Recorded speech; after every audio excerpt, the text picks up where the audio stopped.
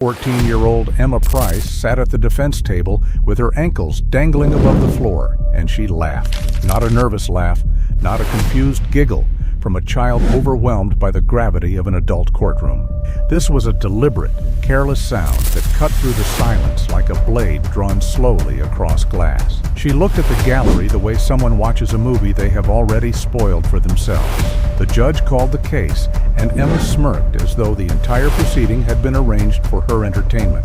She glanced at the prosecutor like he was boring her. She whispered something to her attorney and let another laugh escape, louder this time, aimed at the front row where a woman sat trembling with a tissue pressed to her mouth. The bailiff stepped closer. The prosecutor did not flinch. He simply lifted a single exhibit sealed in a clear evidence sleeve, a doorbell camera still showing a hooded figure dragging a trash bag across a driveway at 2:17 in the morning, the bag leaving a dark smear on concrete that would never wash clean. His voice was thick and sharp. The camera does not care how young you are. Emma's smile twitched but held. She did not know that the one person who could destroy her performance was already waiting in a room down the hall. Her surviving sister, the one she thought would never speak. Stories like this remind us that justice always finds its way.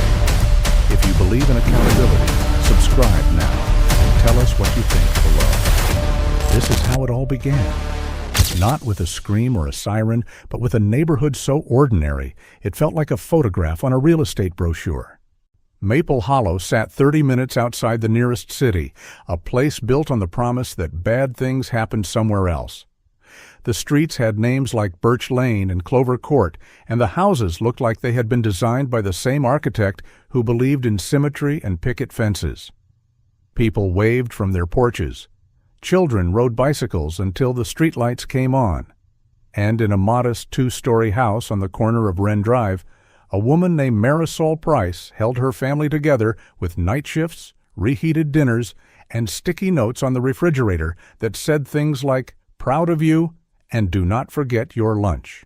She was a licensed practical nurse who worked overnight at a care facility 20 minutes away. And she came home each morning with sore feet and tired eyes, but still managed to sign permission slips and braid hair before collapsing into a few hours of sleep. She had 3 daughters. Nora was 16, the oldest, the one who filled the gaps Marisol's schedule left behind. Lily was 8, the youngest, a child who left her socks in every room and drew hearts in the margins of her homework. And then there was Emma, 14 years old, sharp as a tack, and already pulling away from the family with a force that felt less like teenage rebellion and more like something deliberate, something planned. Neighbors called her bright, teachers called her gifted. But inside the walls of that house, brightness had started to warp into something nobody had a name for yet. And by the time anyone found the right word, it would already be too late. The courtroom was standing room only on the morning of the preliminary hearing, and the air inside had the weight of held breath. Journalists lined the back wall with notebooks open and pens ready, their faces carrying the careful blankness of people who had learned to separate themselves from what they witnessed. Local news cameras had been denied entry, but sketch artists sat in designated seats, their pencils already moving before the judge took the bench. The gallery was filled with faces from Maple Hollow, people who had driven 20 minutes to sit on hard wooden benches because they needed to see it with their own eyes. They needed to see the girl. They needed to reconcile the child they remembered from school fundraisers and neighborhood block parties with the defendant listed on the docket. And when Emma Price was let in through a side door wearing a juvenile detention uniform that hung loose on her small frame, the room seemed to contract around her like the walls themselves were leaning in to listen. Emma scanned the courtroom the way someone enters a party, not a legal proceeding. Her eyes moved across the gallery with a kind of lazy appraisal, cataloging faces, measuring reactions, deciding who mattered and who did not. She sat down at the defense table and immediately whispered something to her attorney that made her smile. The attorney did not smile back. A bailiff positioned himself 2 steps closer than protocol usually required, and his hand rested near his belt with the casual readiness of someone who had learned to trust instinct over appearances. The judge entered, and the room rose. Emma was the last to stand and the first to sit back down, as if the ritual of respect was beneath her. When the judge called the case by number and name, Emma tilted her head slightly and let out a sound that would define every headline written about her for the next 6 months. She laughed. It was not loud. It did not echo off the ceiling or shake the windows. But it carried. It moved through the rows of spectators like a ripple across still water, touching every person it reached. A woman in the front row, Marisol's sister, pressed a tissue harder against her mouth and closed her eyes. A man 3 rows back muttered something under his breath that the bailiff silenced with a look. The judge paused, adjusted his glasses, and fixed Emma with a stare that had been honed across decades of juvenile and adult proceedings. He warned her once, his voice flat and final, that this courtroom demanded decorum and that her age would not exempt her from removal if she could not comply. Emma's laughter softened into a whispering giggle aimed sideways at her attorney, a sound designed not to amuse but to humiliate the room into feeling foolish for taking this so seriously. Then the prosecutor stood. He was a tall man with a voice that never needed volume to command attention. He moved to the podium, placed a single exhibit in a clear evidence sleeve on the surface, and turned the image toward the gallery just long enough for everyone to see it. The doorbell camera still was grainy but unmistakable. A hooded figure, small in stature, dragging a dark trash bag down a driveway at 2:17 in the morning. The bag left a smear on the concrete that looked black in the low-resolution image. The prosecutor's voice was clean when he spoke. He said the camera does not care how young you are. Emma's smile twitched at the corner, a micro-movement that anyone watching closely would have caught, but it did not break. She held it like a shield, or perhaps like a mask she had worn so long she had forgotten what her real face looked like underneath. The prosecution offered the first inevitability clue with surgical precision. Emma's phone, seized at booking, had been imaged by digital forensics. Among the recovered deleted messages was a thread that contained a line the prosecutor read aloud, with measured calm. "After tonight, it is finally quiet."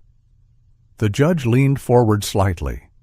Emma looked past him, her eyes scanning the gallery as if searching for someone specific, someone who would nod or smile or validate the performance she was giving.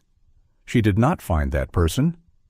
The prosecutor added one more line, his voice measured like a blade being drawn slowly from a sheath.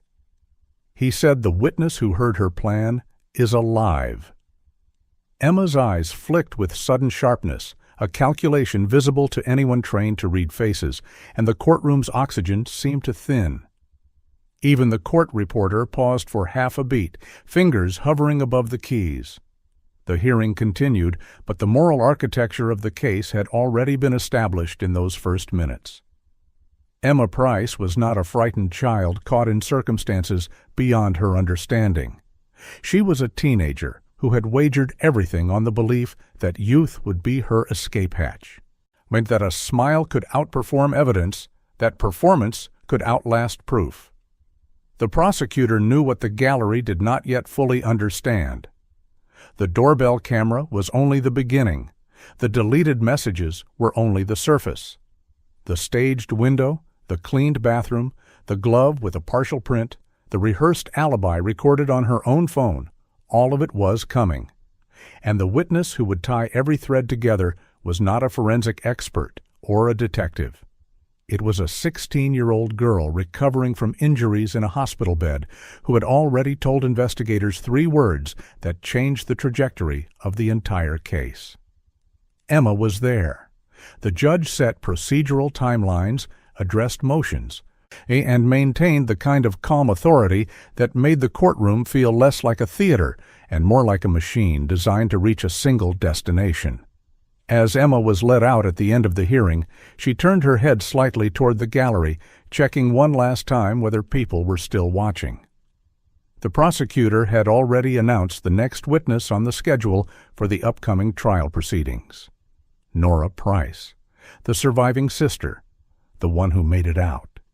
The camera of public attention found Emma's mouth curling as if she were about to laugh again, but something in her expression shifted when she processed the name in black ink on the court document. A flicker of something that was not amusement, something closer to the realization that this story had a narrator she could not control. The judge's gavel did not fall that day with finality, but the room already sounded like a verdict waiting to happen. Maple Hollow was the kind of town that existed in the comfortable space between ambition and contentment, a place where people did not dream of leaving so much as they dreamed of improving what was already there. The sidewalks were wide enough for strollers and bicycles to pass without negotiation. The schools had waiting lists for volunteer positions. The annual Fall Festival featured a pie contest that families took seriously enough to start practicing recipes in August. Banners hung from light poles celebrating football seasons and honor rolls, and the library hosted a summer reading program that gave out certificates signed by the mayor.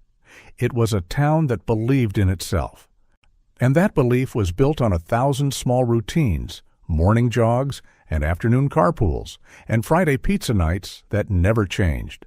Marisol Price was one of the people who made those routines possible, not because she had time or energy to spare, but because she believed stability was something you built out of exhaustion when you had nothing else to offer. Marisol had come to Maple Hollow 8 years earlier, after her marriage ended, and she needed a place that felt safe enough to raise 3 girls alone. She found the house on Wren Drive through a coworker's referral, a 2-story with a small yard and a kitchen that got morning light. She worked night shifts as a licensed practical nurse at a care facility, leaving the house around 10 each evening and returning by 7 in the morning, just in time to make sure backpacks were packed and lunches were ready. She slept in fragments, 4 hours here, 2 hours there, and filled the gaps with sticky notes on the refrigerator that served as love letters in shorthand. Proud of you on Nora's algebra test week. You are brave on the morning Lily started a new school. Dinner is in the fridge with a heart drawn beside it, left for whoever got hungry first. The refrigerator door was a mosaic of her devotion, and the girls read those notes the way other children read bedtime stories. Nora was the architecture of the household when Marisol was away. At 16, she had become fluent in the language of domestic responsibility without anyone teaching her a formal lesson. She knew which hair ties Lily would tolerate and which ones caused meltdowns. She knew the exact amount of peanut butter that qualified as enough for a sandwich, in Lily's precise 8-year-old opinion. She kept a driving permit study guide on the kitchen counter and quizzed herself between loading the dishwasher and folding laundry. She was not a perfect student, but she was consistent, the kind of teenager who turned in assignments on time and apologized when she was 5 minutes late to her part-time job at the ice cream shop on Main Street. She did not resent the responsibility. She resented the reason for it, the absence of a second parent, the weight her mother carried, and increasingly, the chaos that Emma introduced into a household that survived on predictability. Lily was the heartbeat of the house. 8 years old, with a gap-toothed smile and a habit of leaving her socks in every room she entered like a trail of breadcrumbs, marking her path through the day. She drew hearts on the margins of her homework and gave names to the squirrels in the backyard. She was loud in the way children are loud when they feel safe, her laughter filling the kitchen during breakfast, her voice carrying through walls as she narrated imaginary adventures to stuffed animals arranged in elaborate councils on her bedroom floor. She adored Nora with the uncomplicated worship of a younger sibling and regarded Emma with the cautious curiosity of a child who senses weather changing but does not yet know the word for storm.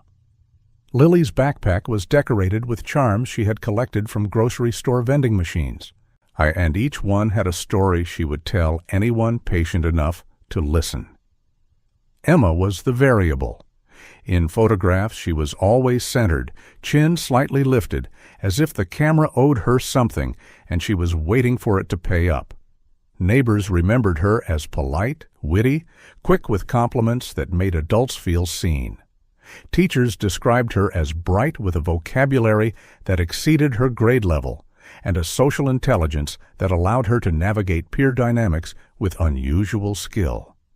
But inside the family, that brightness had begun to bend.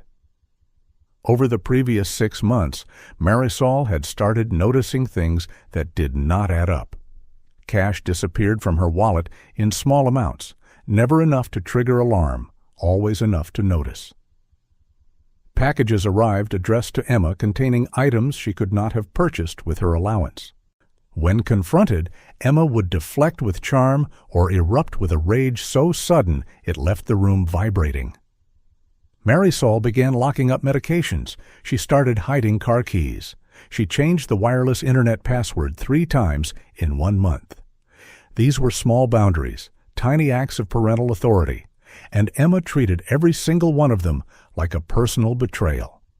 Emma's online life was a second house she had built for herself, curated and performative and hungry for attention in ways the real world could not satisfy. She followed true crime accounts and dark psychology content creators who packaged manipulation tactics as self-improvement. She posted quotes about power and betrayal on anonymous forums and argued in comment sections with the relentless energy of someone who believed winning an argument was the same as being right. She had a secret relationship with a 17-year-old boy named Caleb Voss, whose attention felt like proof that she was older than her years, that the rules governing her life were arbitrary obstacles imposed by people who did not understand her. Marisol discovered the relationship and tried to end it. She spoke with Caleb's parents. She restricted Emma's phone privileges. She set new curfews. Emma interpreted every boundary as humiliation, every rule as evidence that her mother was the enemy. The motive that would later fuel a prosecution was not a single spark. It was a pile of resentments, stacked dry and waiting for the match. Nora saw the shifts up close. She watched Emma toggle between sweetness and ice with the speed of a light switch, charming one moment and venomous the next. Nora tried to protect Lily by redirecting Emma's moods, absorbing conflict, taking blame for things she hadn't done just to keep the house from igniting. She learned the family's unspoken survival rule without anyone articulating it. Do not trigger Emma when she is on one. It was a coping strategy common in homes where one person dominates the emotional weather. Marisol recognized the pattern and tried to change it. She enrolled the family in therapy. She drafted new house rules. She made plans to move closer to her sister in another county, a fresh start in a place where Emma might find new footing. Emma heard the word move and translated it into the word control. She began talking about the family like it was a prison she had been sentenced to without trial. In Maple Hollow, the lights went out one by one each evening. But the Price house stayed awake, humming with a tension the neighbors could not see. At 2:41 in the morning, the 911 dispatch center received a call from a number registered to Nora Price. The dispatcher, a woman who had worked the overnight shift for 9 years and had learned to listen for what callers could not say as carefully as what they could, heard breathing first, then sobbing, then words that arrived broken and disconnected, fragments of sentences that did not assemble into coherent meaning right away. My mom, my sister, please. The dispatcher followed protocol, anchoring the call with specific questions designed to extract an address, the nature of the emergency, and the number of people involved. Nora's voice was the sound of someone trying to speak while drowning. At each word pulled up from a depth that resisted language. Then she said a phrase that would become the hinge on which the entire investigation turned. Emma was here. Sirens bloomed across Maple Hollow within minutes, red and blue lights washing over lawns that had never understood emergency as anything other than a weather event or a car accident on the county road. A neighbor's porch light flicked on, then another. Curtains parted along Wren Drive as the sound of approaching vehicles violated the deep suburban quiet that most residents considered their birthright. Patrol cars arrived first, followed by an ambulance, followed by a second ambulance called as a precaution when the dispatcher relayed the number of potential victims. Officers approached the front door with their training leading and their humanity trailing close behind, because no amount of preparation fully equips a person to enter a family home that has become a crime scene. The front door was unlocked. The family dog, a mid-sized mutt named Biscuit, was whimpering near the kitchen but not barking, a behavioral detail the first officer noted because dogs bark at strangers. Biscuit was not reacting to an unfamiliar presence. He was reacting to grief. First responders moved through the house with the careful urgency that training demands, clearing rooms, calling out, listening. The hallway rug was bunched and displaced, pushed to one side as if someone had slid across it with force or haste.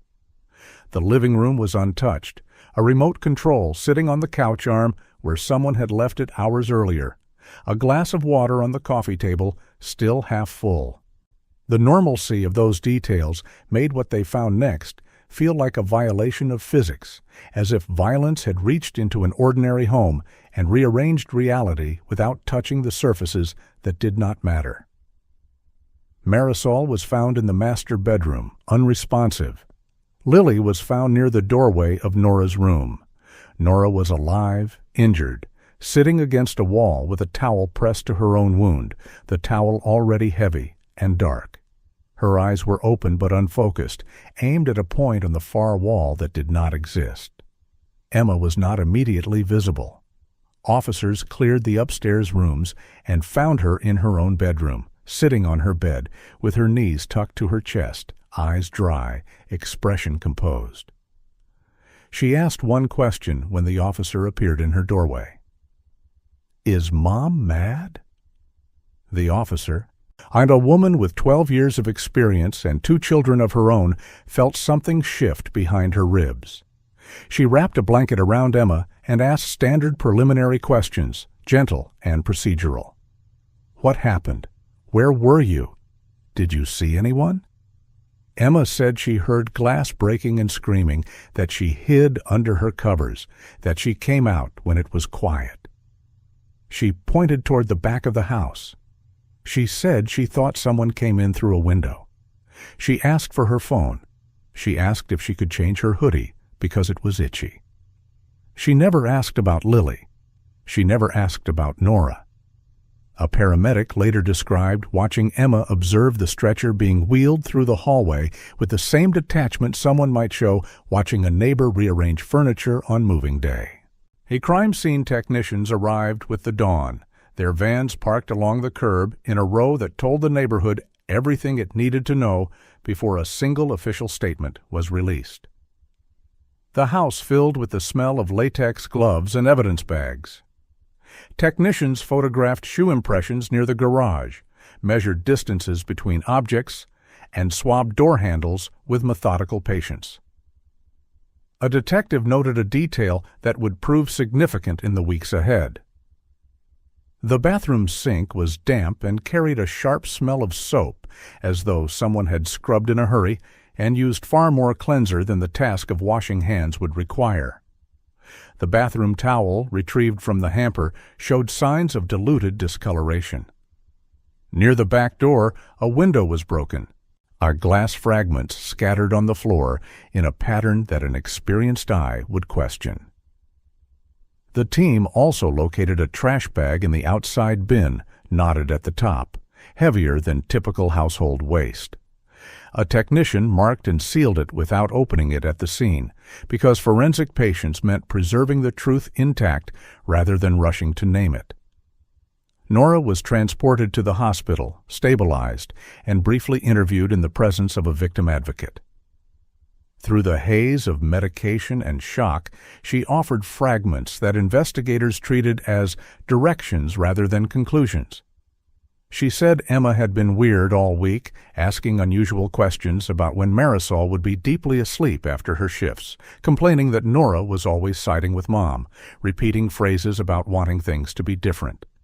Then Nora said something that shifted the investigation's compass from pointing outward to pointing inside the family.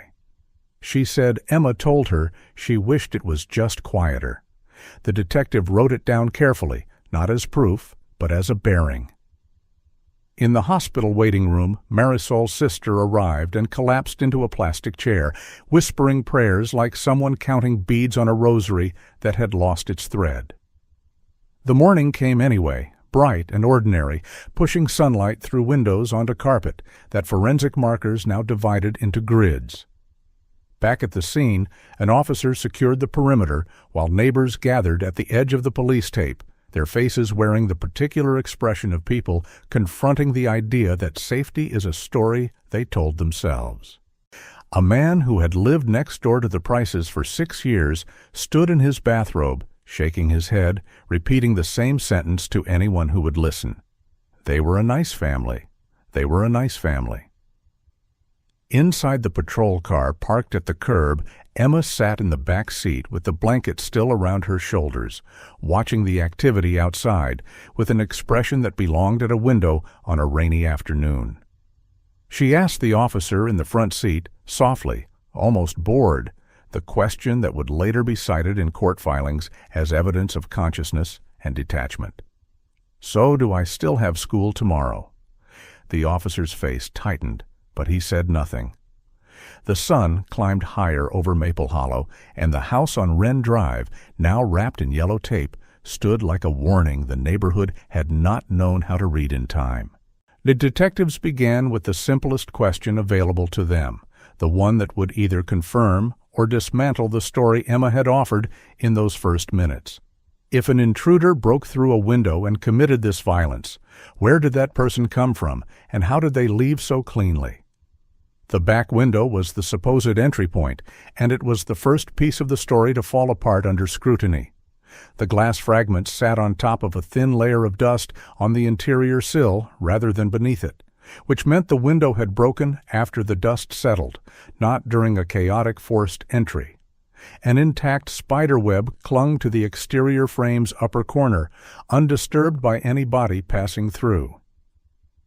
The window latch, when tested, was found to engage from the inside. There was no DNA, no fabric snag, no soil transfer on the sill, consistent with a person climbing through. A senior detective said it plainly during the morning briefing. This window was broken from inside after the fact to create an explanation that did not exist. The doorbell camera became the investigation's most reliable narrator. Installed by Marisol weeks earlier after she noticed the garage door open on 2 consecutive nights, the camera captured motion-activated clips at low resolution, but clear enough to read movement patterns. Investigators reviewed every clip from the previous 48 hours. No unknown person approached the house during the relevant time frame. No unfamiliar vehicle parked on the street. No shadow crossed the lawn from a direction that suggested external intrusion.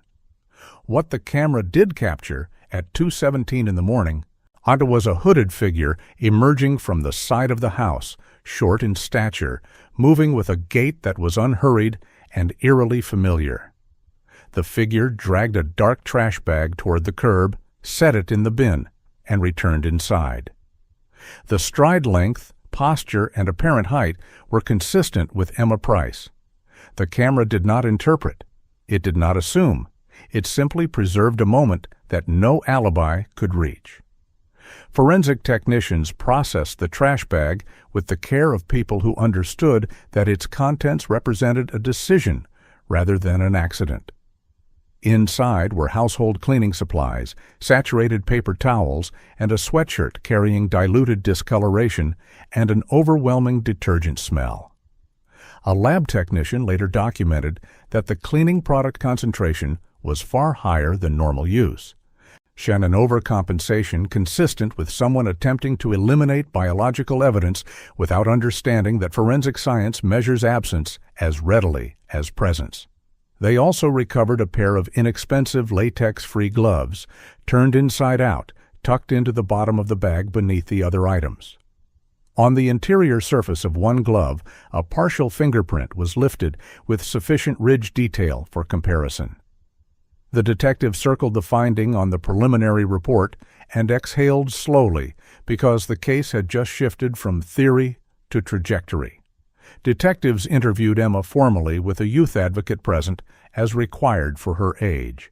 Her story was polished in a way that experienced investigators recognized immediately, not the rough edges and contradictions of genuine trauma recall, but the smooth surface of rehearsal. She said she heard glass breaking and screaming. She said she hid under her covers. She said she came out when things were quiet and found the scene. But she contradicted herself when asked about the bathroom. She first said she did not leave her room until officers arrived, then acknowledged she might have used the bathroom, but could not remember when. She insisted her phone was dead all night, a claim that the phone company's records would later contradict with activity logs showing brief screen wakes, message drafts, and cell tower pings, placing the device active inside the home at times that aligned with the crime timeline. Officers also learned that Emma had changed clothes before police arrived. That detail alone was not proof of guilt, but it was behavioral friction. Because a child hiding in terror does not usually prioritize changing into a more comfortable outfit. The investigation widened into Emma's school and social environment, and the portrait that emerged was consistent with what Nora had described, but richer in detail. Teachers characterized Emma as charismatic with a switch, a student who could turn warmth on and off with startling speed, depending on whether she was getting what she wanted. A classmate reported that Emma had been saying her mother was ruining her life and that she would be free soon, comments the classmate had dismissed as dramatic venting. Another student mentioned that Emma had asked oddly specific questions about how long it takes for certain over-the-counter medicines to take full effect. The investigators treated every piece as a lead rather than a conclusion, as building a mosaic rather than jumping to a portrait. They pulled disciplinary records, counseling session notes where legally accessible, and a recent incident report documenting that Emma had been caught using Marisol's debit card without permission, a small act that traced the same pattern. Entitlement escalating into risk, boundary violation practiced until it felt like a right. Digital forensics obtained warrants and imaged Emma's phone with the thoroughness that modern investigations demand. Deleted messages were recovered through standard forensic extraction. The thread with Caleb Voss contained language that read less like teenage venting and more like rehearsal for action. One message said, "If they are gone, you cannot be grounded." Another said, "No one can prove anything if there is no witness." Investigators also discovered that Emma had saved short video clips from social media showing courtroom confrontations, judges admonishing defendants, and young offenders smirking at cameras, content she had curated like a student preparing for a role she intended to play. Search history recovered from the device contained terms that were disturbing in context, queries that the prosecution would later frame not as curiosity, but as intent made searchable. The phone did not just contain messages. It contained a mind mapping its own future. The medical examiner's preliminary findings provided the clinical foundation the case needed. Marisol's injuries were consistent with an assault occurring while she was in a vulnerable state, likely sleep or sedation, suggesting the attacker did not confront her while she was alert and able to resist. Nora's injury pattern indicated active defensive movement and close-range contact, consistent with someone fighting back against a known attacker in a confined space. Lily's location in the hallway, near Nora's room, suggested she had been intercepted while trying to move toward her older sister for protection. The detective's working theory crystallized. This was not a random break-in. It was a targeted, inside-the-home assault with deliberate attempts to remove evidence afterward. The prosecutor was briefed, and the question that would define the next phase of the case was as much legal as it was factual. Would this 14-year-old be tried within the juvenile system, or would the evidence of planning and severity justify a transfer to adult accountability? On paper, The truth was beginning to look less like tragedy and more like a plan. Understanding Emma Price required looking past the crime and into the years that preceded it, because violence of this nature does not erupt from silence. It builds in patterns, small enough to dismiss individually, devastating when assembled into a timeline. Interviews with extended family members revealed that Emma had been praised from an early age for being mature, a label adults applied with affection, but one that a perceptive child could learn to weaponize. She discovered that maturity, or at least the performance of it, opened doors. She could cry on cue during conflicts and receive comfort instead of correction. She could apologize with such sincerity that adults felt guilty for having been upset in the first place. And then she could repeat the exact same behavior the following week with no apparent awareness that the apology meant nothing. A school counselor who had met with Emma multiple times described her in professional terms that amounted to a quiet alarm. Impression-focused. The counselor noted that Emma's primary concern in any interaction was not how she felt, but how she appeared. The relationship with Caleb Voss served as an accelerant, but never as an excuse, and the investigation was careful to maintain that distinction. Caleb was 17, moderately popular, and drawn to attention the way most teenagers are, without much consideration for where that attention came from or what it cost. Emma liked the status his age conferred. Caleb liked the intensity Emma brought to every conversation. Their messages revealed a dynamic in which Emma consistently steered toward validation of her anger, texting him things like, "Say she deserves it" when talking about Marisol, and interpreting any hesitation from Caleb as disloyalty. Caleb sometimes resisted and sometimes played along, never fully committing to the darkness Emma invited him into, but never fully walking away either. The case was not about a boy making a girl do something terrible. It was about a girl using a boy as an audience for resentment she had already decided to act on. Investigators noted that Emma spoke about her family the way someone might describe obstacles in a video game. Nora was the snitch. Lily was annoying.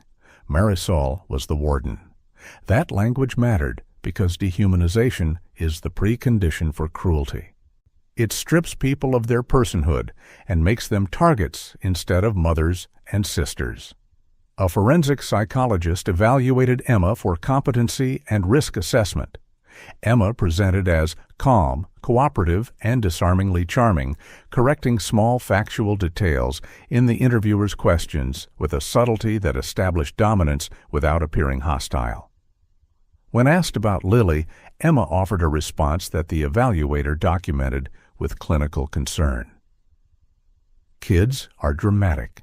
When asked about Nora's injuries, Emma said she always wanted attention, redirecting the narrative to cast herself as the reasonable party surrounded by overreaction. The evaluator noted an absence of empathy that was not explosive or theatrical, but quiet and structural, like a building missing its foundation, but still standing through habit. Yet Emma also flipped into sudden self-pity when confronted with inconsistencies, saying "nobody understands me" with the practiced conviction of someone who had used that line before and found it effective. That oscillation between grandiosity and victimhood would become the battlefield where prosecution and defense fought their central war, the prosecution framing it as manipulation and the defense framing it as a wounded child's survival mechanism. Investigators discovered a private notes application on Emma's phone that functioned as something between a diary and a screenplay. The entries did not read like the unguarded thoughts of a teenager pouring feelings onto a screen. They read like instructions. If they ask X, say Y. Cry at the right time, but not too much. Smile only when they cannot see you doing it. It was not proof of the crime by itself, but it was proof of a mindset that regarded truth as flexible, consequences as negotiable, and other people's perceptions as a surface to be managed rather than a reality to be respected. Investigators also found that Emma had watched hours of body cam compilation videos and interrogation breakdowns, studying what suspects did right and wrong in the eyes of social media commentators who scored real human suffering like a talent competition. The motif that would carry through the entire case revealed itself here with chilling clarity. She thought the truth was just another story she could edit. Nora emerged as the one person Emma could never fully manipulate, and that failure was central to understanding the escalation. Nora kept boundaries. Nora defended Marisol when Emma tried to twist family disagreements into evidence of abuse. Nora noticed when things went missing and said so directly. In family text threads, Marisol once wrote a message to Nora that read, "Keep Lily with you tonight. Emma has been unpredictable." Emma replied to the same thread with a heart emoji, a gesture so performatively normal that it registered as its own kind of coldness. The dynamic was precise. Emma's rage was not only directed at rules, it was directed at being seen through. Nora's clarity was a mirror Emma could not stand to look into because it reflected something Emma needed the world to ignore. That was why Nora would become the story's central moral confrontation, not because she was a perfect witness, but because she was an honest one. And honesty was the one thing Emma had spent years trying to make irrelevant. The prosecution began shaping its narrative theory with the care of architects designing a structure that needed to withstand sustained assault. Their argument was straightforward. Emma wanted a new life, one without curfews, without supervision, without a little sister who needed things, and without an older sister who made her look inadequate by comparison. The defense prepared its counter-narrative with equal conviction. Emma was a child, emotionally dysregulated, influenced by an older boyfriend, traumatized by family instability, and operating with a brain that neurological science confirmed was years away from full development. The tension between these two stories was genuine because both could be partially true. Immaturity and intent are not mutually exclusive. But the evidence that was accumulating would force a reckoning with a question that could not be answered by sympathy alone. Was this impulsive, or was it planned?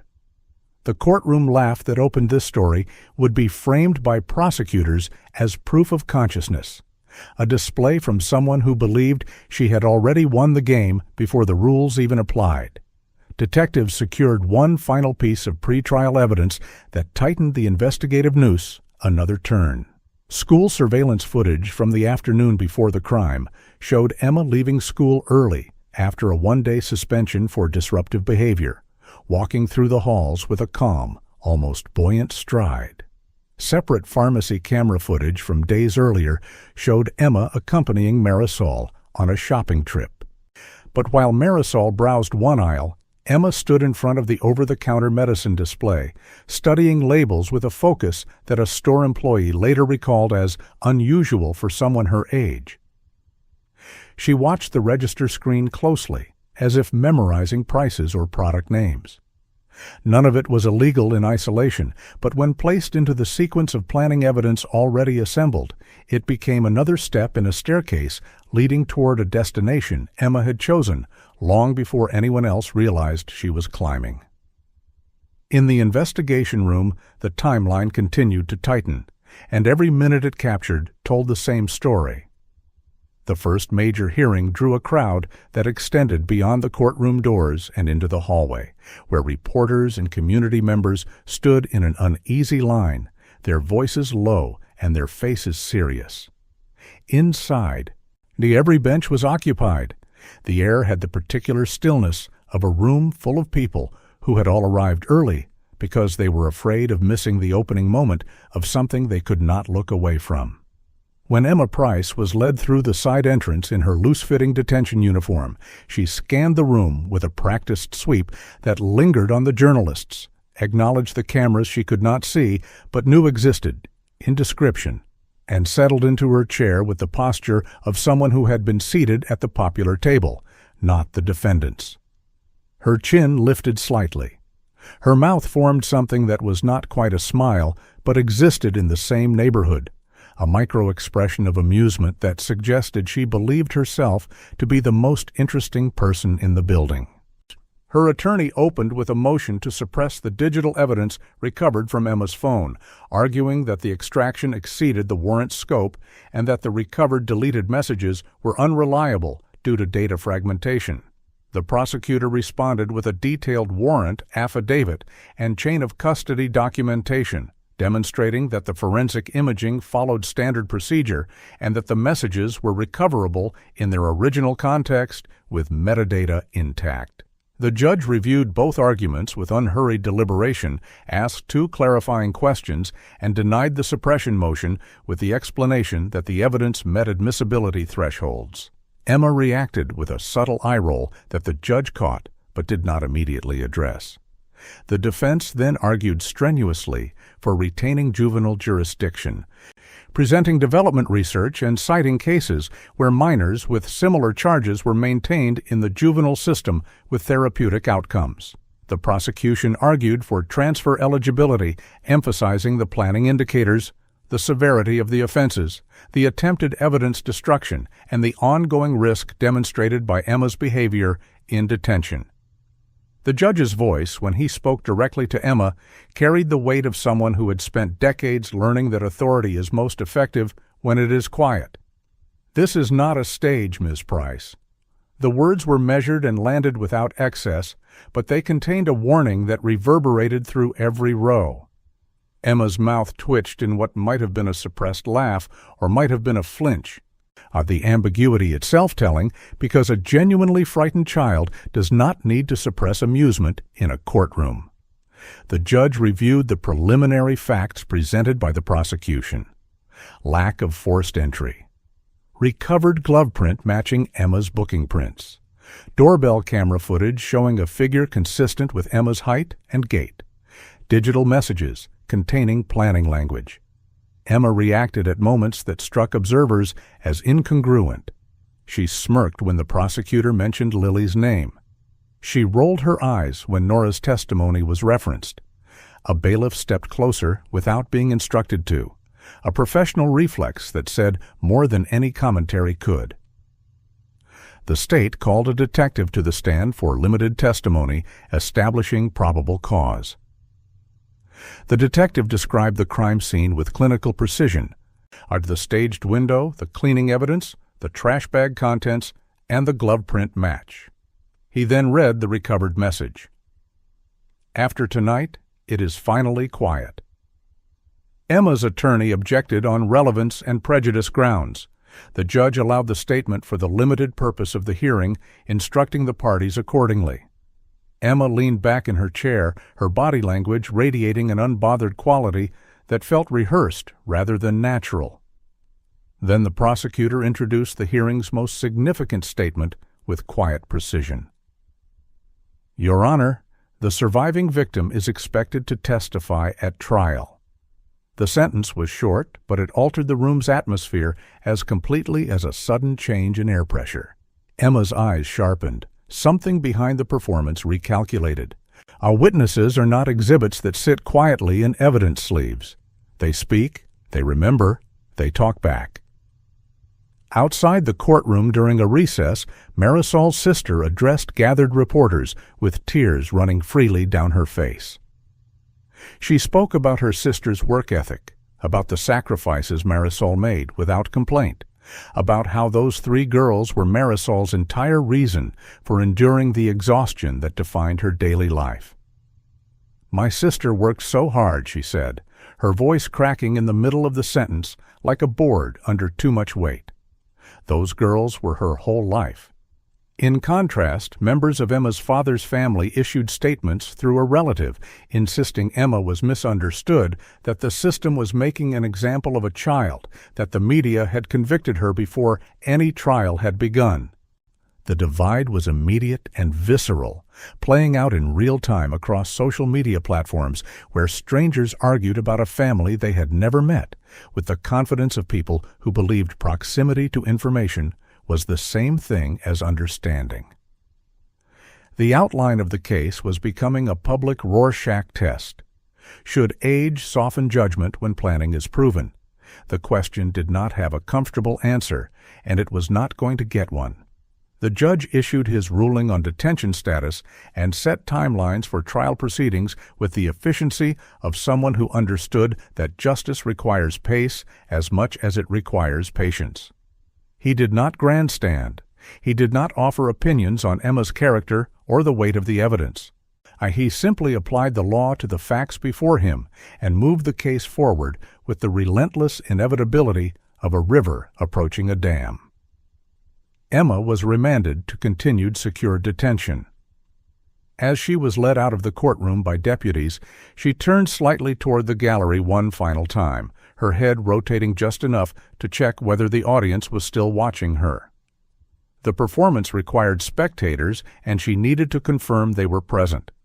A deputy's handcuff chain gave a small metallic rattle that cut through the murmurs of the clearing courtroom, a sound that was quiet but final, the kind of sound that separates before from after. For a moment, Emma's practiced smile wavered. Then it returned, thinner than before. Held in place by something that looked less like confidence and more like desperation, wearing a familiar mask. The courthouse doors closed behind her, and the laugh that had opened the proceedings did not sound funny anymore. The trial moved into its evidentiary phase with the methodical precision of a machine designed to transform suspicion into certainty, one exhibit at a time. The prosecution structured its case the way an architect builds a wall, each brick placed deliberately, each layer supporting the next, so that by the time the structure was complete, removing any single piece would not cause it to fall. The first wave of forensic evidence focused on physical trace material. A fiber analyst testified about adhesive residue recovered from a baseboard in the hallway near Lily's location, explaining that the fiber composition was consistent with a specific hoodie seized from Emma's bedroom closet during the search warrant execution. The analyst was careful and technical, describing the microscopic comparison process without embellishment, letting the science speak in its own measured language. Shoe impression evidence followed. The impressions near the garage matched a pair of sneakers owned by Emma, identifiable by a distinctive cut on the left sole that created a unique pattern in soft ground. A trace evidence specialist explained transfer mechanics to the jury in plain terms. Contact between surfaces leaves residue. Residue tells a story. The story does not change because you want it to. The crime scene reconstructionist took the stand and addressed the broken window that Emma had offered as proof of an intruder. Using diagrams, photographs, and physical principles, the expert demonstrated that the glass fracture pattern and fragment distribution were consistent with a blow originating from inside the house rather than outside. The dust layering on the interior sill, undisturbed beneath the glass but present on top of the fragments, indicated the window was broken after the scene was already still, not during a dynamic entry. The absence of external debris, soil, shoe marks, or fabric impressions on the exterior sill eliminated the possibility of a person passing through the opening. The defense cross-examined aggressively, suggesting that the expert had approached the evidence with confirmation bias, looking for results that supported a predetermined conclusion. The reconstructionist responded with the calm authority of someone who had testified in dozens of cases. I do not interpret motives. I interpret physics. The jury watched Emma, then watched the diagrams, then turned back to Emma, trying to reconcile a child's face with the architecture of adult deception. The medical examiner testified with language that was precise, restrained, and respectful of the victims. Timing analysis indicated that Marisol was attacked while in a state of diminished alertness, most likely sleep, which eliminated the intruder confrontation scenario. The pattern of Marisol's injuries did not suggest she had an opportunity to defend herself or even to fully wake before the assault was underway.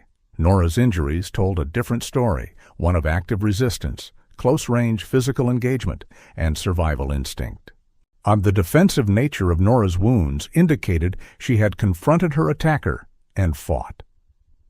Lily's position in the hallway suggested movement toward Nora's room, a child's instinct to seek the safety of an older sibling, interrupted before she could reach the door. The prosecution did not linger on the medical details. It moved forward, respecting the victims by refusing to convert their suffering into spectacle. The jury understood what they needed to understand. This was not random. This was personal. A detective returned to the stand to testify about the bathroom evidence. The sink's dampness and residual soap smell, combined with the towel in the hamper carrying diluted discoloration, placed someone in that bathroom performing cleanup activity during the critical time frame. Yet the defense argued that a teenager might wash her hands for any number of innocent reasons in the middle of the night. The prosecution connected the bathroom activity to the broader timeline. The washing occurred immediately after the likely time of the assault and immediately before the doorbell camera captured the hooded figure dragging the trash bag. The trash bag itself, a technician testified, contained a volume of cleaning material that exceeded what any normal nighttime household activity would produce. The prosecution's theme crystallized with each witness. Innocent explanations work in isolation. They collapse when stacked. One coincidence is within the range of possibility. 12 coincidences are architecture. The fingerprint examiner presented the glove print evidence with the meticulous attention to methodology that modern forensic testimony demands. The partial print recovered from the interior surface of the inside-out glove was compared to Emma's booking prints using standard ridge comparison protocol. The examiner testified to a high-confidence match, explaining the comparison methodology, the minimum ridge detail threshold, and the quality controls applied throughout the process. The defense challenged chain of custody and raised the possibility of contamination during evidence handling. The lab witness walked the jury through every step of the collection, transport, storage, and analysis process, demonstrating that contamination safeguards were maintained at each stage. The judge instructed the jury to consider evidence rather than speculation, a reminder delivered with the kind of quiet authority that does not need repetition to be remembered. At the defense table, Emma's foot jiggled beneath the surface for the first time, a small betrayal of the composure she had maintained since the first hearing. The performance was beginning to cost effort, and effort is the enemy of illusion. The prosecution concluded the day's evidence with a single image displayed on the courtroom monitor. The doorbell camera still, the hooded figure, the trash bag, the driveway smear. A neighbor who lived 2 houses down testified that he had been awake that night dealing with a restless pet and had looked out his window multiple times during the relevant hours. He saw no unfamiliar cars on the street. He saw no unknown individuals walking on the sidewalk. He saw no indication of any person approaching or leaving the Price residence who did not belong there. The defense asked whether a hooded figure at 2 a.m. could be identified with certainty. The neighbor said quietly, looking at the photograph, that the figure's size, posture, and movement pattern matched someone he had seen hundreds of times walking to and from that house. It looked like her, he said, not as accusation, but as observation. The statement was not definitive proof in isolation, but it landed in the jury box like a nail finding wood already prepared for it. The prosecutor concluded by announcing that the following day would bring digital forensic testimony, including recovered messages sent after the 911 call had already begun. Emma's eyes lifted from the legal pad where she had been doodling, alert for the first time in hours. The shift was small, but the jury noticed it, because people who are innocent of what they are accused of do not react with recognition when specific evidence is previewed. They react with confusion. Emma did not look confused. She looked like someone recalculating odds. In the courtroom, the evidence did not shout or make dramatic speeches. It simply stacked layer upon layer, higher and higher, until it began to block out every excuse that had once seemed large enough to hide behind. The digital forensics examiner took the witness stand with the demeanor of someone who had spent a career translating invisible data into visible truth. She was precise, unhurried, and spoke to the jury the way a teacher speaks to a class that genuinely wants to understand a difficult subject. She explained in plain language that deleting a message from a phone does not erase it from existence. Data persists in storage sectors until it is overwritten by new information, and forensic tools can recover that data with timestamps, metadata, and contextual indicators intact. She explained that phone activity logs record screen wakes, application launches, and network pings independently of the user's awareness, creating a shadow timeline that operates beneath the surface of what a person believes they have concealed. The jury listened with the careful attention of people who were beginning to understand that the device in their own pockets was a witness that never blinked. Emma's phone was active during the night of the crime. The examiner testified to screen wake events, message draft activity, and cell tower pings that placed the device not only inside the house but in active use at times that corresponded with the reconstructed timeline of the assault and its aftermath. The deleted message thread with Caleb Voss was presented to the jury with judicial care, the judge issuing limiting instructions about context and relevance before each excerpt was displayed. The messages showed a trajectory of resentment, fantasy, and planning.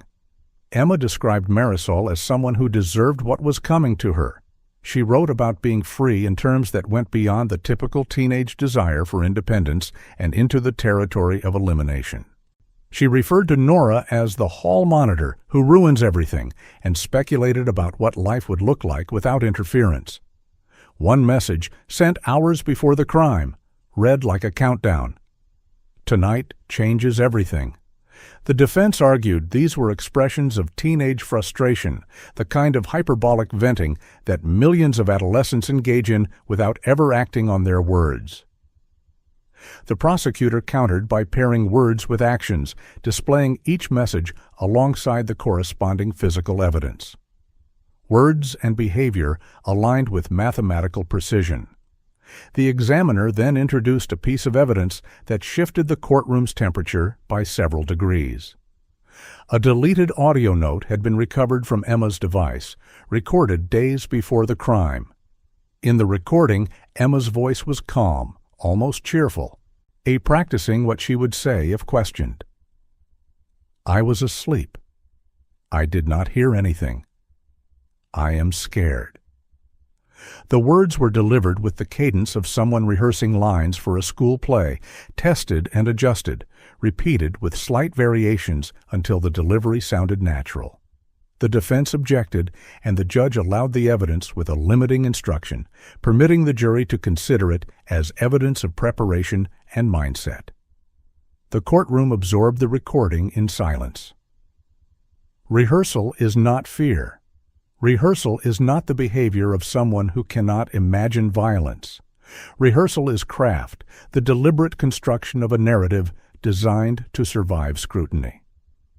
Emma's mouth tightened when the recording played, then relaxed back into the half-smile she had maintained throughout the trial.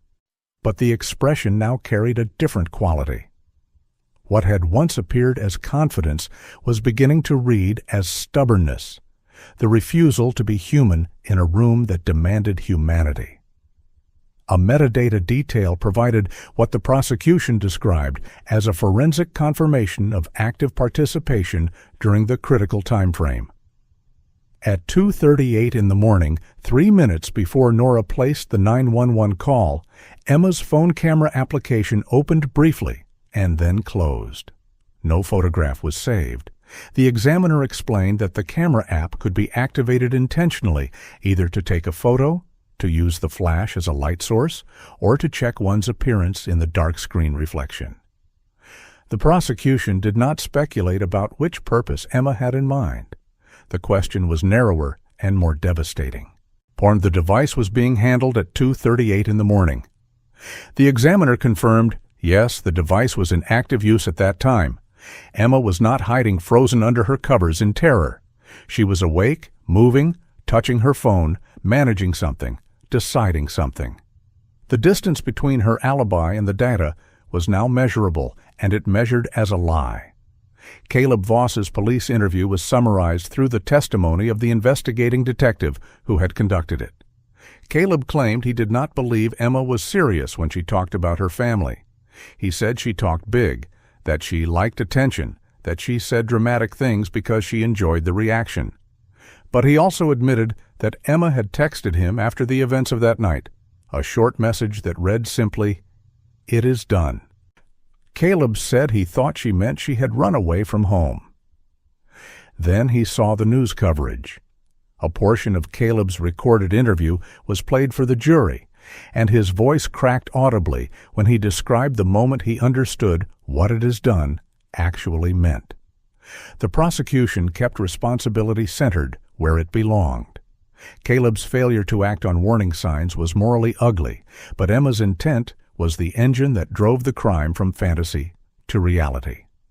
The jury was confronted with a distinctly modern horror, the realization that young people can build entire realities through screens and then step through those screens into irreversible action.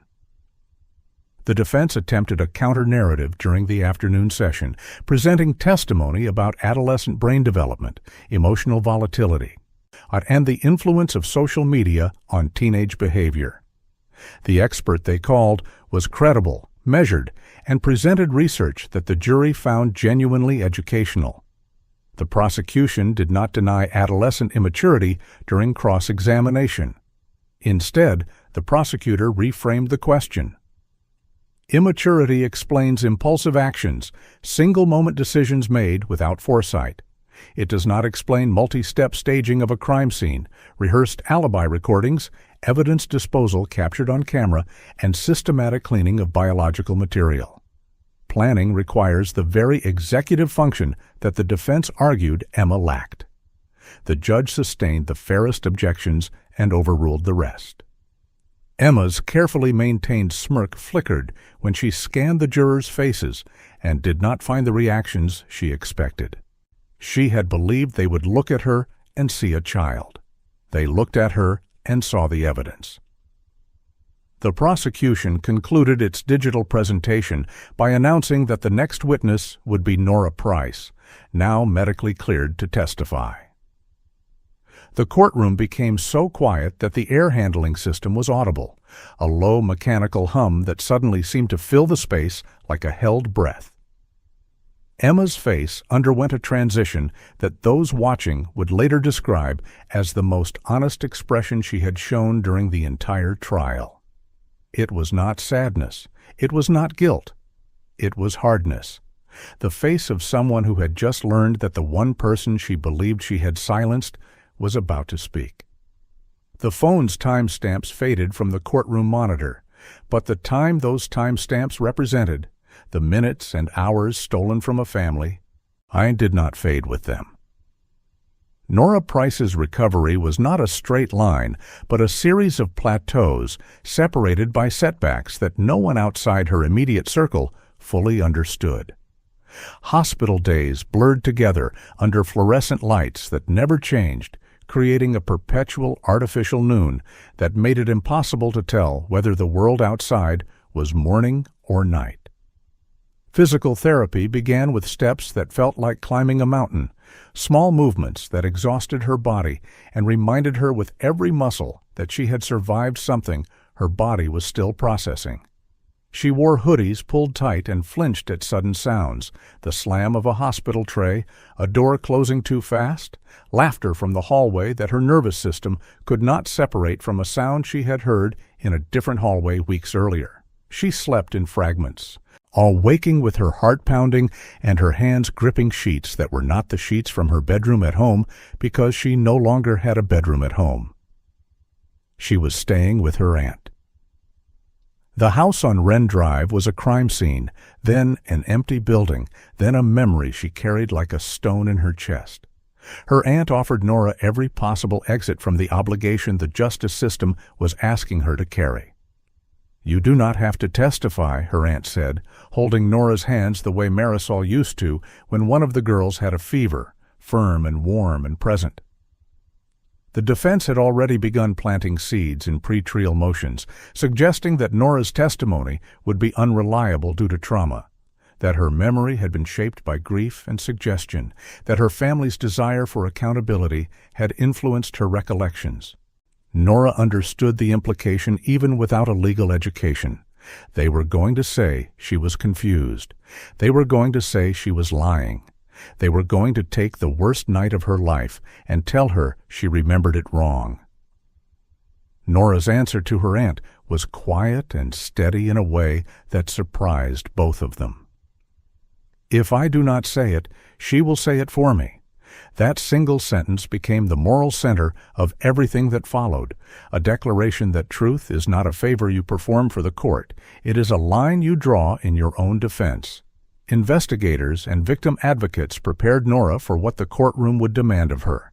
They explained the process step by step, describing the physical layout of the courtroom, the location of the witness stand relative to the defense table, the rules governing cross-examination, and the ways a defense attorney might challenge her memory without directly calling her dishonest. Nora listened with the focused attention of someone studying a map of territory she needed to cross but could not avoid. She was not eager.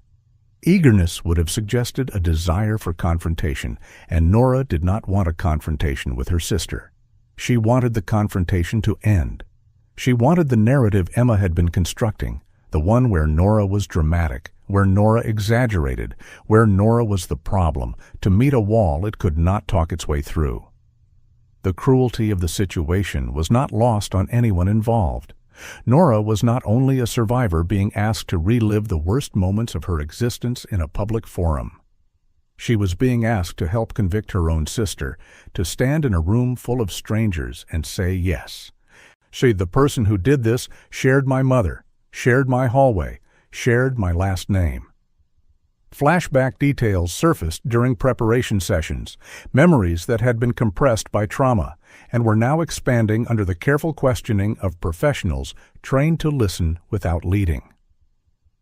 Nora remembered the week before the crime with a clarity that surprised her. She remembered Emma snapping with sudden venom when Marisol confiscated her phone. She remembered Emma whispering things that sounded like threats, delivered in the cadence of jokes, sentences that ended with a laugh designed to make anyone who took them seriously feel foolish.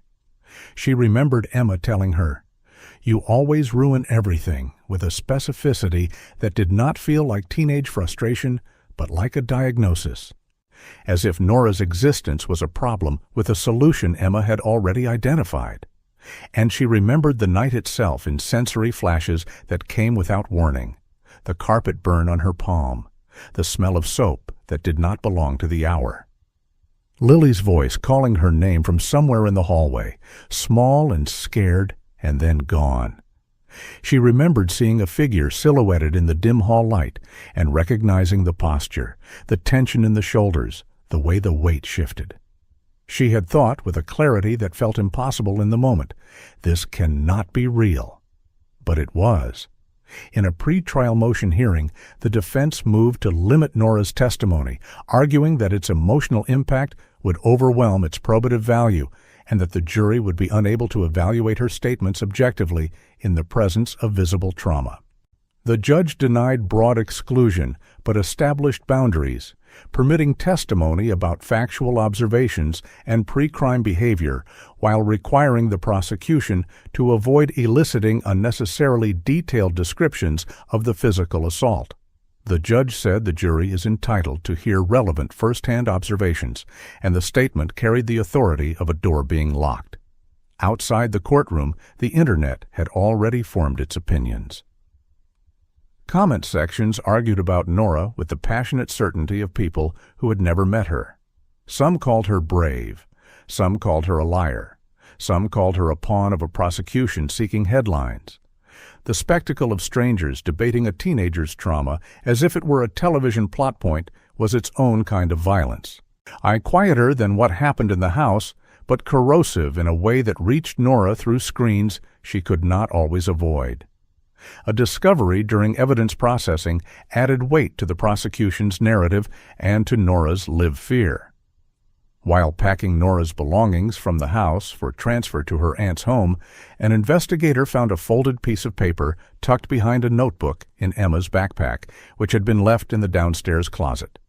The paper was a list, handwritten in Emma's unmistakable penmanship. It was organized into 2 columns, labeled Problems and Solutions. The entries included references to household rules, to Marisol's restrictions, and to Caleb. Next to Nora's name was a single word. Next, the prosecution held the document for trial. When Nora was shown a photograph of it during preparation, she closed her eyes and let out a breath that was not surprise. It was the exhale of someone whose fear had been validated, someone who had spent months sensing danger and being told she was imagining it, now holding proof that the danger had been real and had her name on it. The list was not an accident, not a doodle, not a joke. It was a sequence, and Emma had intended to continue it. The night before Nora was scheduled to testify, she sat with the prosecutor and a victim advocate in a quiet room that smelled like coffee and photocopier toner. She practiced saying names out loud: Marisol, Lily, Emma. Because she had discovered that the names themselves had become obstacles, words that caught in her throat like physical objects. She broke down once, briefly, tears arriving and departing with the abruptness of a summer storm. And then she composed herself with the same discipline she had spent years using to keep the household calm when Emma's moods turned the air sharp. She said something to the prosecutor that he later described as the sentence that defined the case for him personally. She wanted to be the only story left.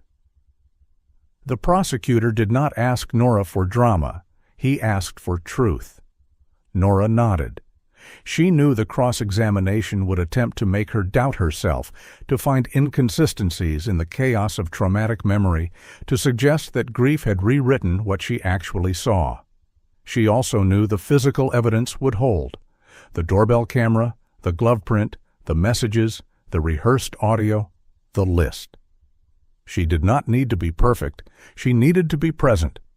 And as she entered the courthouse the next morning through a side entrance, she heard laughter drifting down a corridor.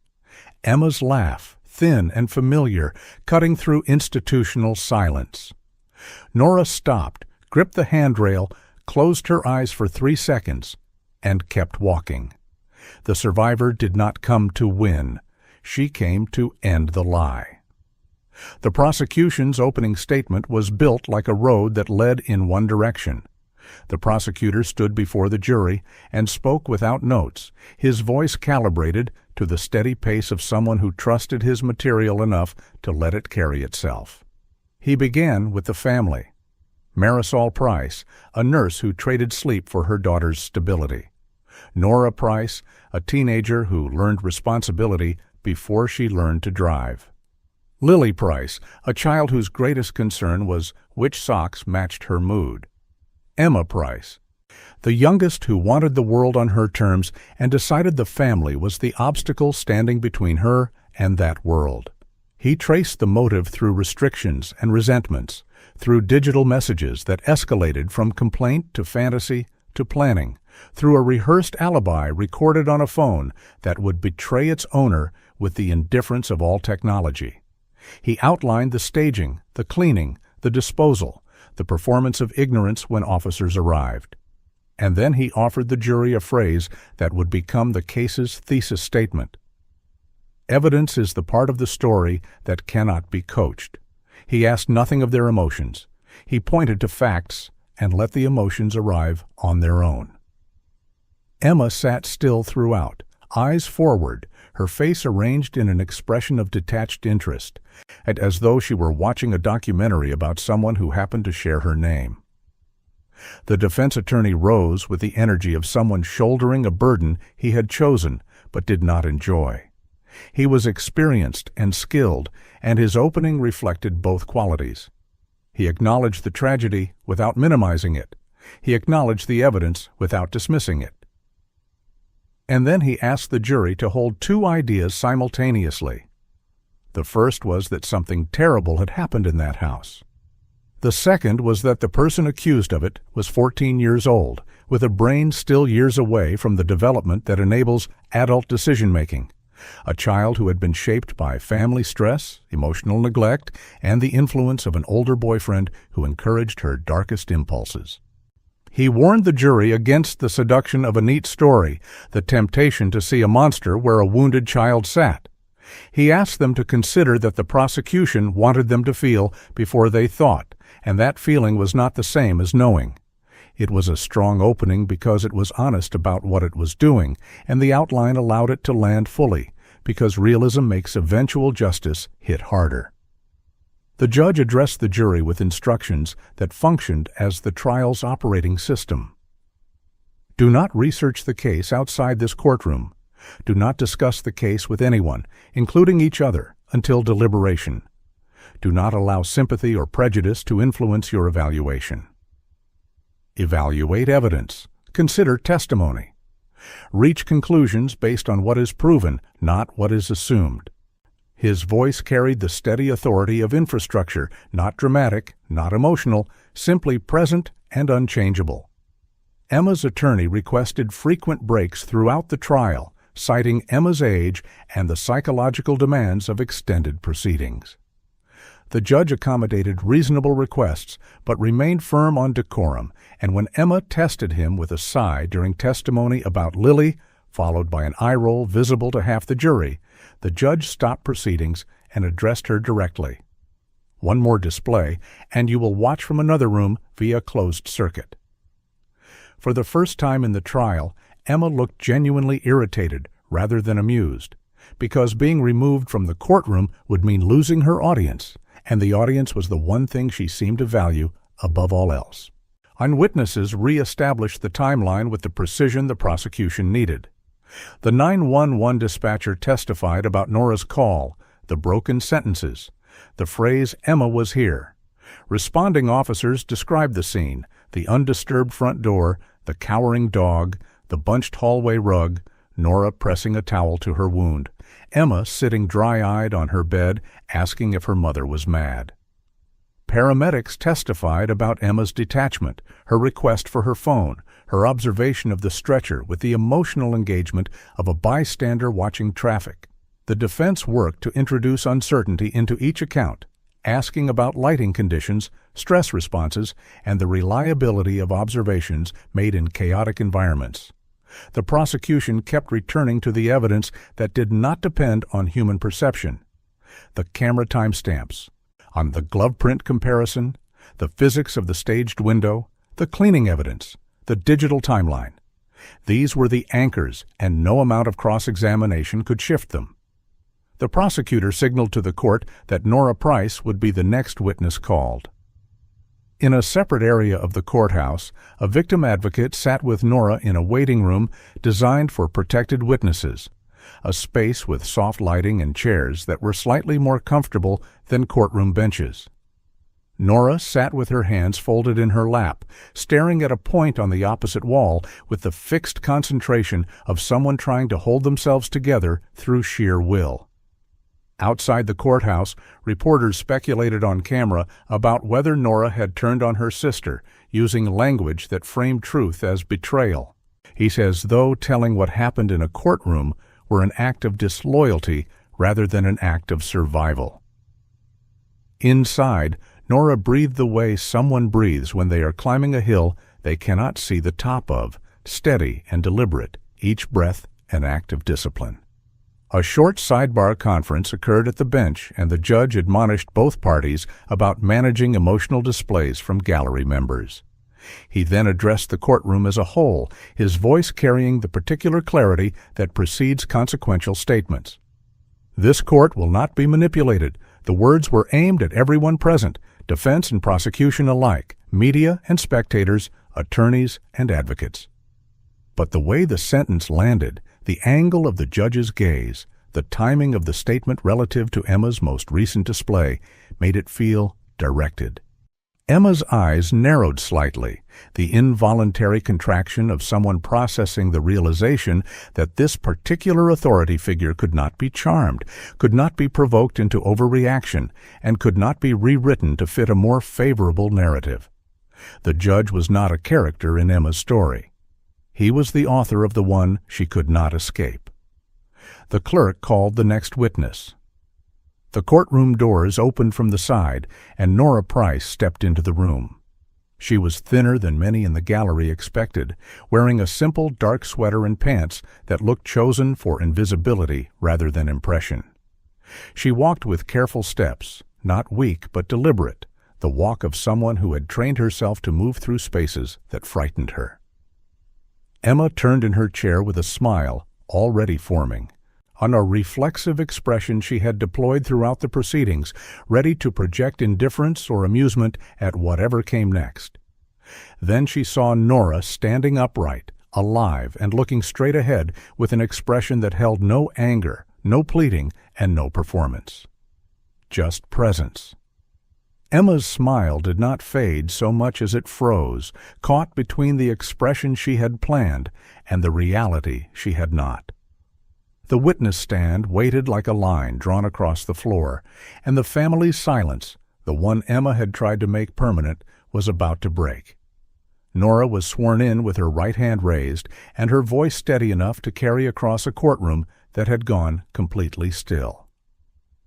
The bailiff's oath sounded different when administered to a 16-year-old who was about to testify against her own sibling. The words, "Do you swear to tell the truth?" carrying a weight that extended far beyond legal procedure into something older and more painful. Nora took her seat in the witness chair and placed her hands flat on her knees, a posture that looked deliberate, as though she had decided in advance how to hold herself and was committed to maintaining it. The prosecutor approached with the measured pace of someone who understood that the most important testimony requires the least interference. He began with basics: names, ages, the layout of the house on Wren Drive. Nora answered in clear, short sentences, building trust with the jury through precision rather than emotion. She described Marisol as tired but loving, a mother who left sticky notes on the refrigerator because she was too exhausted for speeches, but never too exhausted for kindness. She described Lily as loud and bright, a child who made the house feel full even when it was just the two of them doing homework at the kitchen table. Then she spoke about Emma. Smart, she said, and paused before adding two words that carried the weight of years. Too smart. Nora said Emma hated being told no. The statement was not dramatic. It was factual. And it landed in the jury box with the impact of something that explained everything that came after it. The prosecutor guided Nora through the night of the crime with careful, sequential questions designed to keep her grounded in what she observed rather than what she interpreted. Nora described waking to sounds that her sleeping brain first tried to incorporate into a dream before the reality of them pulled her fully conscious. She described moving toward Lily's location because her first instinct, honed by years of being the older sister, was to find the youngest and protect her.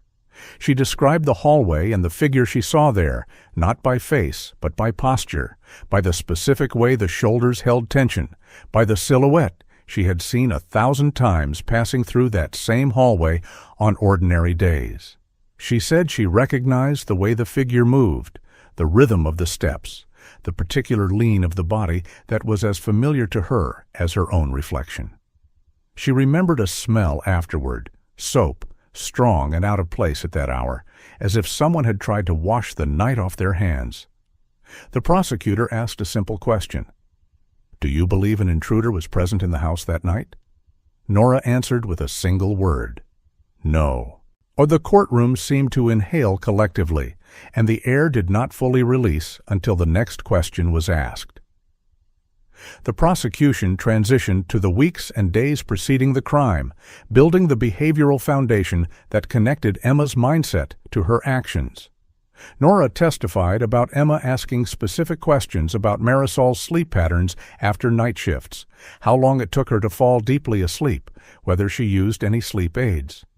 She described Emma insisting that Nora keep Lily out of her room on certain evenings, offering no explanation but becoming hostile when questioned.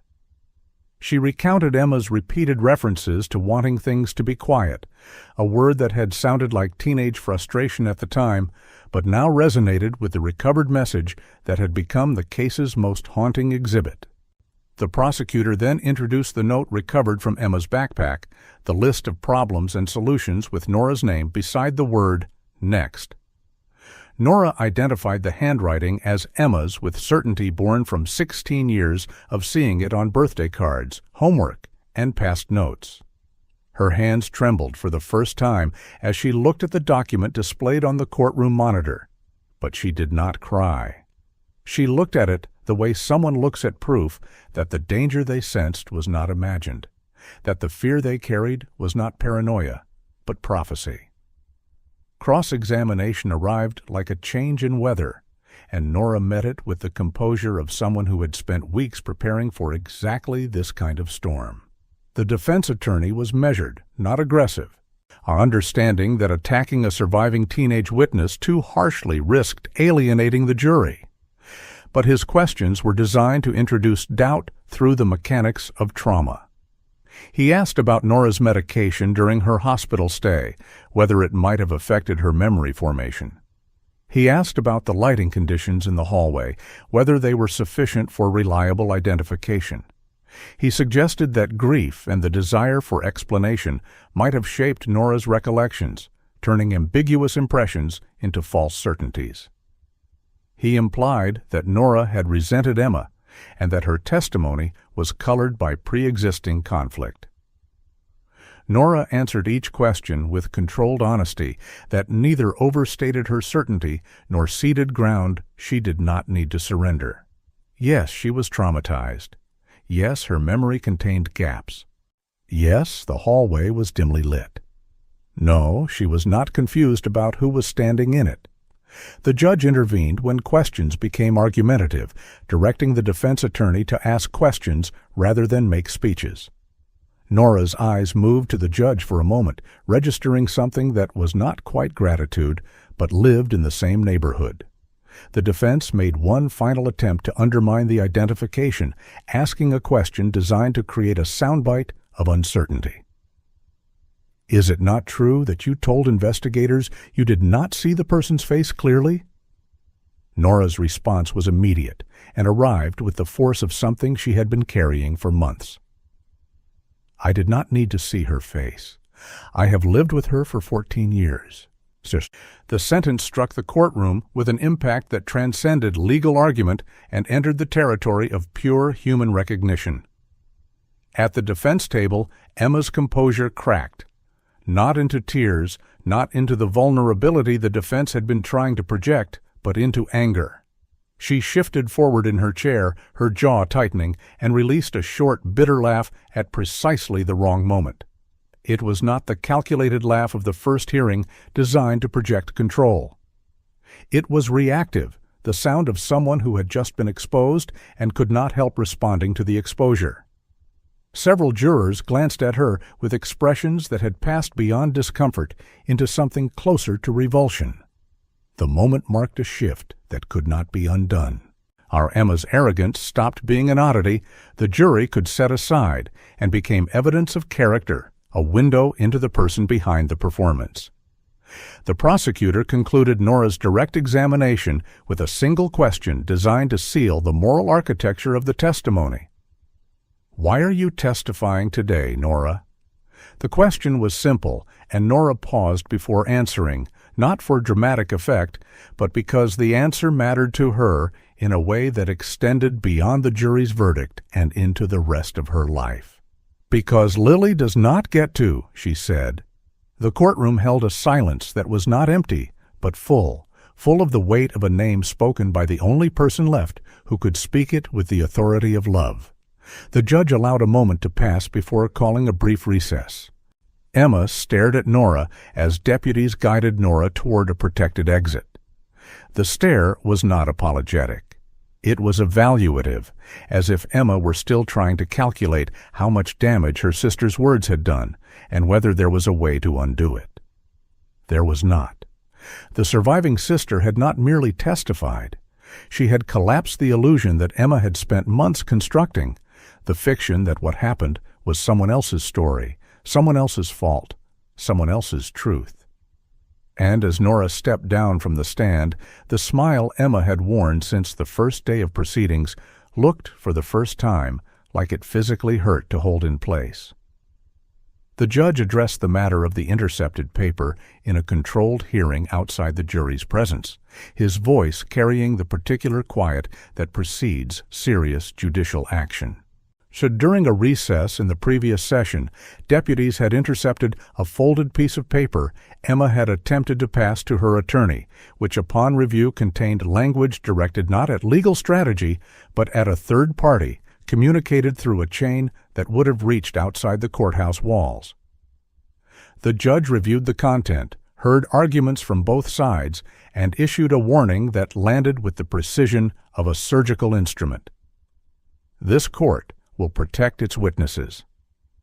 The defense argued the communication was harmless, a teenager's attempt to reach out to family during a stressful proceeding. The prosecution characterized it as consistent with a documented pattern on a defendant who had already attempted to influence a witness through a letter from detention and who was now testing whether the court's boundaries were real or decorative. Emma sat with her arms folded across her chest, eyes cold and calculating, suddenly more careful in her movements than she had been at any previous point in the trial. The realization was visible on her face. She could not improvise in a room with rules that actually held. The defense called its primary expert witness, a psychologist specializing in adolescent development, and the testimony was genuinely educational. The expert explained that the adolescent brain is structurally different from an adult brain, that the prefrontal cortex responsible for impulse control, consequence evaluation, and long-term planning does not fully mature until the mid-20s. She described how teenagers are more susceptible to peer influence, more reactive to emotional stimuli, and more likely to engage in risk-taking behavior without fully appreciating potential outcomes. The testimony was credible, measured, and supported by peer-reviewed research that the jury found informative. The prosecution did not dismiss the science during cross-examination. Instead, the prosecutor reframed the question with a precision that honored the evidence while exposing its limits.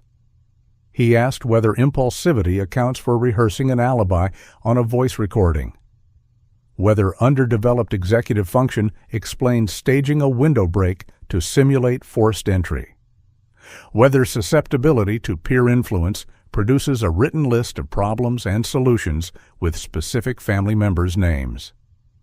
The expert, to her credit, has acknowledged that the level of planning demonstrated in the evidence suggested higher-order cognitive functioning beyond typical impulsive adolescent behavior.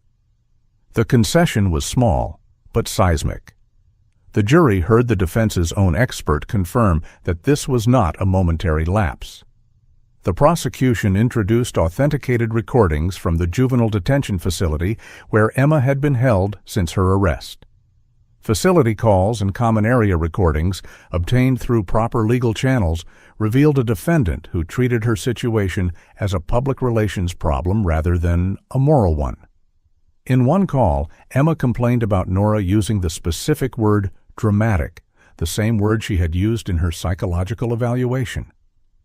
In another, she speculated about what the jurors probably thought about her, are analyzing their reactions the way a content creator reviews audience metrics.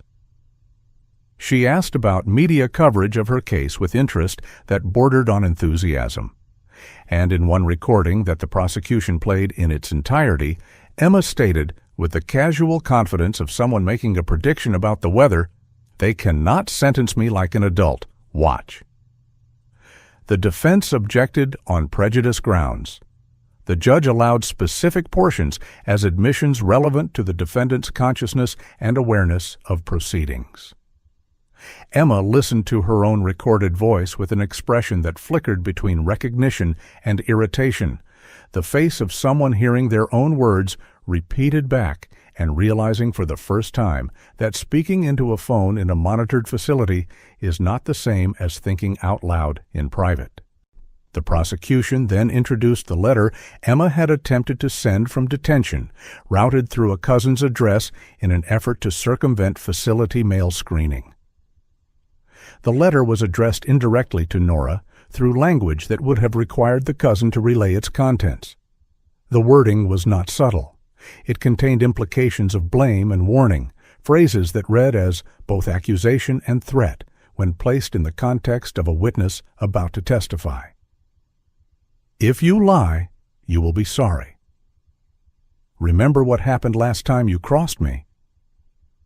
The judge allowed the letter under specific legal grounds related to consciousness of guilt and witness intimidation, issuing careful limiting instructions to the jury. Nora was not on the stand for this testimony. She did not need to be. The letter spoke in its own voice, in Emma's handwriting, with Emma's logic, and that logic was the logic of control, the insistence that other people's truth was negotiable, and that consequences could be managed through the right combination of pressure and performance. Emma's attorney looked visibly shaken, and the jury noticed, because a defense lawyer's body language communicates volumes that words sometimes cannot. The defense attempted a final strategic pivot, shifting from psychological explanation to investigative critique. They argued that detectives had developed tunnel vision early in the case, fixating on Emma as a suspect and interpreting ambiguous evidence through that lens. They suggested that the staged window could have been broken by the actual intruder from inside during an exit, rather than by Emma during a cover-up. They proposed that Emma's behavior, her detachment, her questions about school, her clothing change, could be explained by shock and dissociation rather than guilt. The prosecution responded with a rebuttal that functioned as a closing argument in miniature. Intruders do not rehearse alibis on the victim's family member's phone. Intruders do not write lists naming family members as problems with solutions.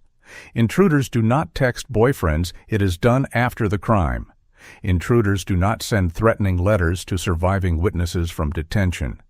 Each sentence was a closed door, and by the time the prosecutor sat down, the hallway of alternative explanations had no exits left. The day concluded with the defense resting its case earlier than the court schedule had anticipated. That decision, more than any single piece of testimony, communicated the defense's assessment of its own position. There was no alternative narrative strong enough to stand. The prosecution had already rested its case in chief and its rebuttal. The judge denied a defense motion for mistrial based on the emotional impact of Nora's testimony, stating with characteristically restrained authority that the evidence is what it is.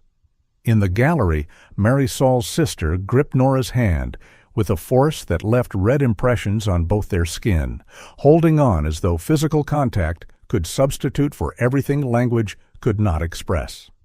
The judge announced that closing arguments would begin the following morning. Emma looked toward the jury and attempted one last expression, something positioned between a smile and a dare, an expression she had probably practiced in a mirror or a dark phone screen. It did not land. The courtroom lights dimmed as the session ended, and Emma's performance finally met an audience that had decided, collectively and quietly, that they would not applaud. The prosecution's closing argument was constructed with the disciplined architecture of a case that had been built to withstand exactly this moment. The prosecutor stood before the jury without notes, his hands resting on the podium, his voice set at the register of someone who has learned that volume is the enemy of persuasion. He began with motive, tracing the line from resentment to restriction to the decision that the family itself was the obstacle to freedom.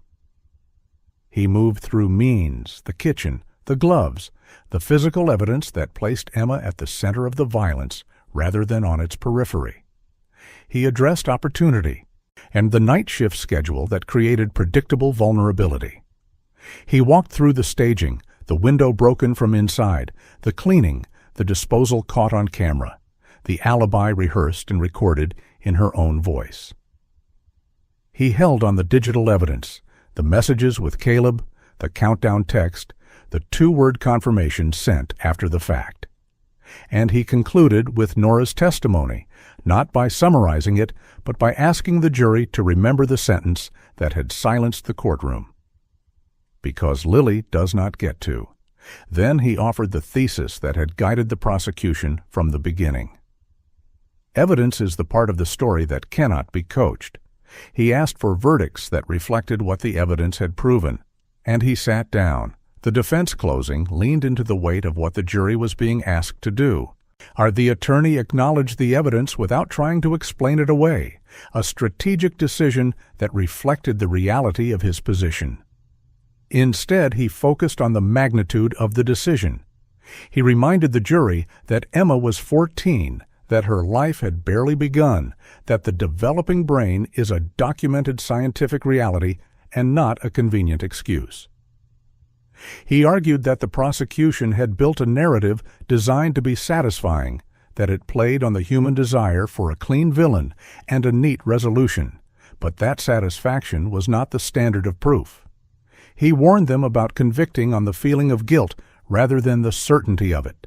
He asked them to consider whether reasonable doubt existed in the gaps between evidence points, in the lighting of the hallway, in the reliability of traumatic memory, and in the possibility that a troubled child's messages were bluster rather than blueprint.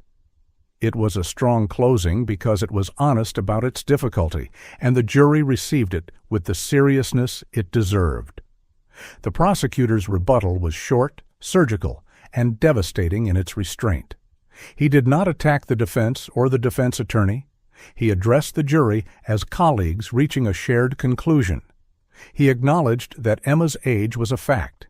He acknowledged that adolescent development was science.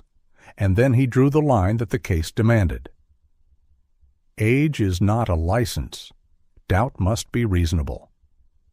And the evidence before you does not ask you to feel guilt. It shows guilt. He ticked through the planning indicators one final time, not with theatrical emphasis, but with the cadence of someone reading a list that was already familiar. Rehearsed alibi, staged entry point, evidence cleanup, camera footage, glove print, digital planning, witness intimidation. The judge then instructed the jury on the elements of each charge, the burden of proof, the standard of reasonable doubt, and the process of deliberation. His instructions were thorough, clear, and delivered with the impartiality that is the judiciary's highest obligation. The jury was sent to deliberate, and the courtroom emptied slowly, like a theater after a show that no one wanted to leave, but no one wanted to discuss yet.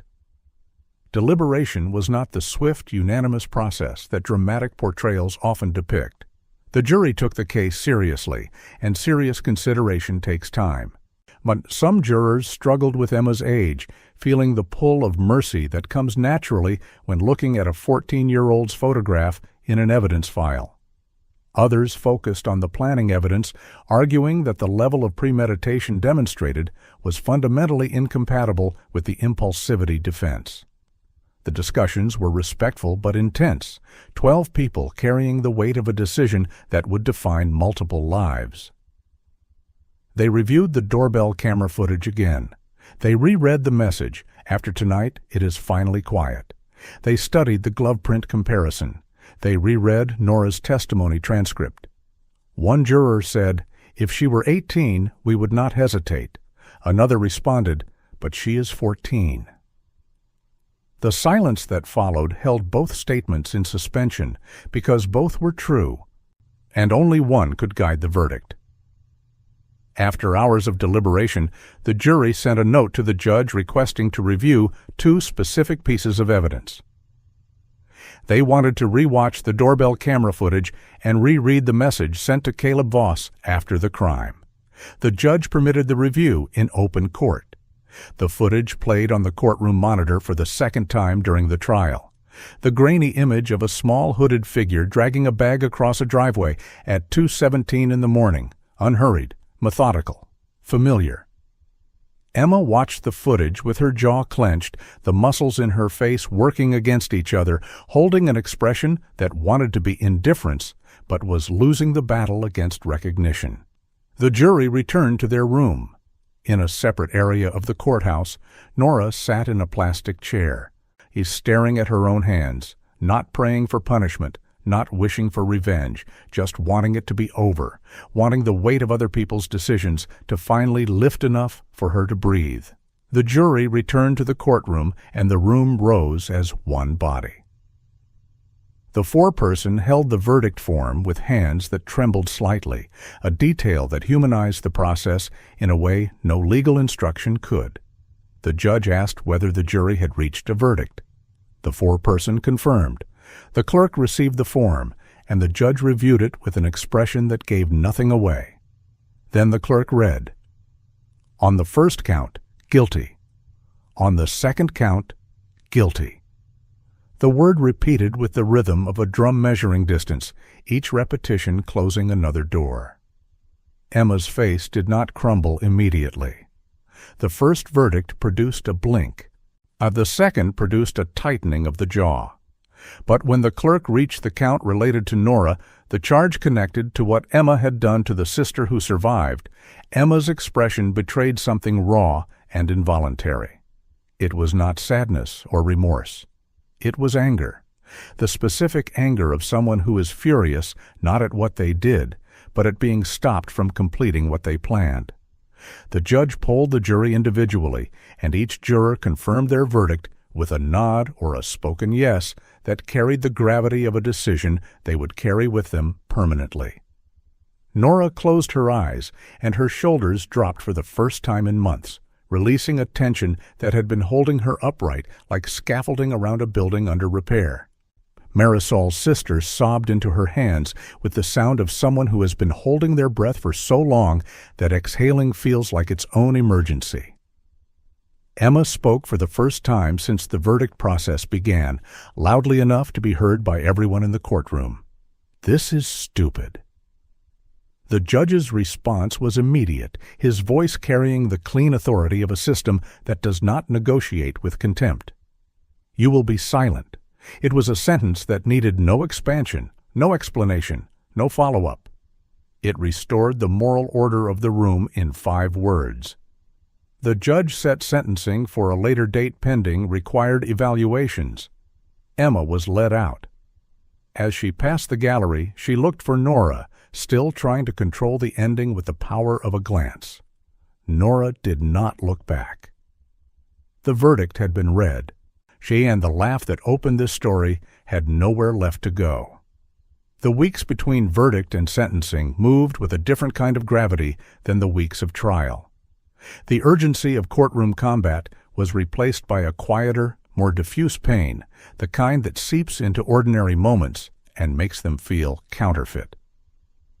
Nora returned to school under a safety plan that included coordinated escort between classes, a designated staff contact for emergencies, and a modified schedule that minimized hallway exposure during peak transition times. Her friends tried to be normal around her, cracking jokes and talking about weekend plans, and Nora appreciated the effort even as she recognized its impossibility. Normal was a country she had been deported from, and no amount of friendly pretending could give her a visa back. Lily's desk at the elementary school had become an informal memorial, covered with paper hearts and drawings from classmates who understood absence better than adults gave them credit for. Teachers left the desk in place because removing it felt like a second loss. Marisol's co-workers at the care facility held a candlelight vigil one evening, standing in the parking lot where Marisol used to park her minivan, telling stories about her kindness, her dry humor on long shifts, and the way she still smiled at patients even when her feet ached and her eyes were heavy. The town's grief did not move in a single direction. It split into factions that mirrored the divide the trial had exposed. Some residents wanted the harshest possible sentence, arguing that the planning evidence eliminated any claim to the leniency childhood typically warrants. And others could not reconcile the severity of the crime with the image of a 14-year-old girl. And they argued that throwing away a child's future was its own form of violence, even when that child had committed acts of violence herself. The debate played out on social media, in letters to the local newspaper, at PTA meetings, and across dinner tables where people who had never met the Price family argued about their fate with the passionate certainty that proximity to a news story sometimes generates. The outline of the case had become a public Rorschach test, and every interpretation revealed more about the interpreter than about the facts. The question at the center was genuine and uncomfortable. Is mercy a virtue if it risks future harm? And no one could answer it without revealing what they believed about children, about justice, and about the limits of forgiveness. The pre-sentencing evaluation painted Emma in clinical language that stripped away the courtroom performance and left the architecture of her personality exposed to professional light. The evaluator found a high need for control, low demonstrated remorse, and manipulative interpersonal patterns that were consistent across multiple environments: home, school, detention, and the courtroom itself. The report noted that Emma performed emotions rather than expressed them, mirroring what she perceived as expected responses in each context without apparent internal connection to the feelings she displayed. When given the opportunity to discuss the case during evaluation, Emma described herself as the real victim of a toxic household. When asked about Lily, she said, "People keep bringing her up to make me look bad." The evaluator flagged the response as significant, not because self-pity is unusual in incarcerated individuals, but because Emma's framing reduced an 8-year-old child to a rhetorical tool, a prop in a narrative centered entirely on Emma's perception of injustice. It was the same reduction the prosecution had identified throughout the trial, the same inability or unwillingness to recognize other people as real. Nora worked on her victim impact statement over the course of several days, writing and rewriting, not because she wanted the words to sound impressive, but because she needed them to survive the act of being spoken aloud without breaking her apart.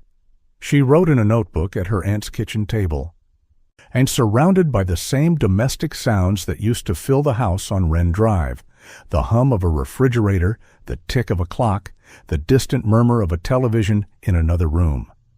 She wrote about Marisol's sticky notes and Lily's sock trails and the way the house used to smell like whatever Marisol had reheated for dinner. She wrote about the before and the after and the impossible distance between them. And she wrote one sentence that she circled and underlined and ultimately decided to keep because it said everything she needed the court to understand. "I lost my mother and my sister the same night, one to death, one to choice." The prosecutor advised her that she could address the judge rather than Emma during her statement. The law was not requiring a sister-to-sister confrontation for the sake of drama. It was allowing closure within the boundaries of judicial process. Nora accepted the guidance. She did not want Emma's eyes on her. She wanted the law's boundary between them, solid and permanent.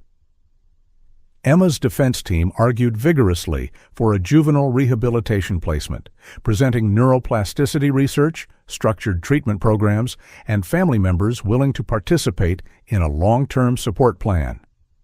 They contended that a severe sentence mimicking adult punishment would extinguish any possibility of redemption and create a hardened individual rather than a reformed one.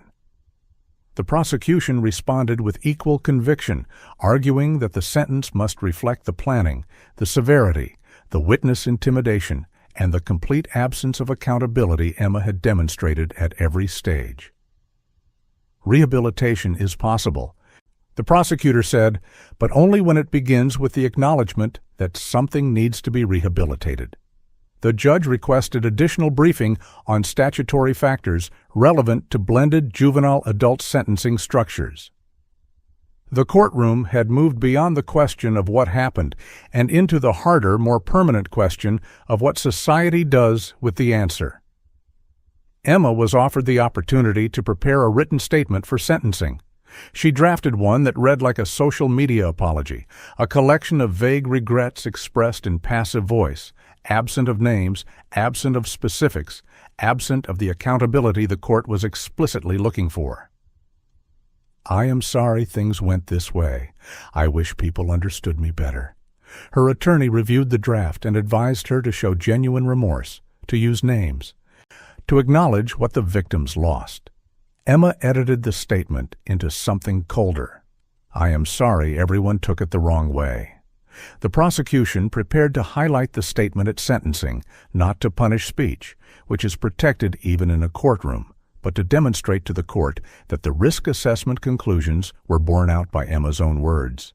She still believed perception was the problem rather than action. She still believed the right words in the right order could rewrite reality. The night before sentencing, Nora visited a quiet cemetery where 2 new markers bore the names Marisol Price and Lily Price. The graves were side by side, the earth still slightly raised, the grass not yet fully grown in. Nora did not bring flowers. She brought a folded piece of paper with Lily's unfinished spelling words. The list that had been sitting on the kitchen table the last time Nora saw it, preserved now as a relic of a life interrupted before the lesson was complete. She stood in the fading light and whispered 2 words to the ground. "I told them." It was not a declaration of victory. It was a report, a promise kept to the people who could no longer hear it, but for whom it mattered anyway. She stood there until the light was gone, then drove back to her aunt's house, ate something she would not remember the next day, and went to bed with the knowledge that tomorrow the system would do its part. The judge's decision waited like a line drawn across the calendar, marking the day when the family story would stop being a trial and start being a sentence. And a sentence in every meaning of the word was coming. A sentencing day arrived under skies that were heavy and gray, as if the weather itself had decided that brightness would be inappropriate. The courthouse hallway was lined with people by the time the doors opened, the same faces that had filled the trial mixed with new ones drawn by the finality of the occasion. Inside the courtroom, the air had a quality that was distinct from every previous session. The curiosity of the early hearings was gone. The tension of the trial had dissipated. What remained was gravity, the pure weight of a conclusion that had been traveling toward this moment since the night a doorbell camera recorded a small figure dragging a bag across a driveway in the dark. The judge entered, and everyone stood. Emma was brought in last, smaller than she had appeared during the trial, as if the weeks since the verdict had compressed her physically. She sat at the defense table and attempted indifference, chin lifted, eyes half-lidded, the same posture she had held from the first hearing. But the effort was visible now. The mask was the same. The face beneath it had changed. The judge reviewed the convictions and the statutory factors relevant to sentencing with the thoroughness of someone who understood that this proceeding would be scrutinized for years. He cited the planning indicators documented through digital evidence. He cited the vulnerability of the victims: a sleeping mother, a child seeking safety, a teenage sister who survived through resistance. He cited the attempted silencing of the surviving witness through the letter from detention and the intercepted communication during trial. He cited the absence of demonstrated remorse at any point during the proceedings. His tone throughout was not angry. It was not vengeful. It was something far more difficult for Emma to process. It was unimpressed. He regarded the evidence and the defendant with the same measured assessment he would apply to any case, and that normalcy, that refusal to treat Emma as special or monstrous or extraordinary, was its own form of judgment. The performance Emma had been giving since the first hearing required an audience that reacted. The judge offered her nothing to react against.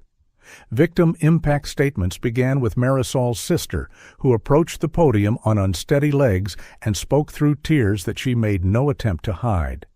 She described Marisol's long shifts and the perpetual exhaustion that had become so constant it felt like a personality trait rather than a condition.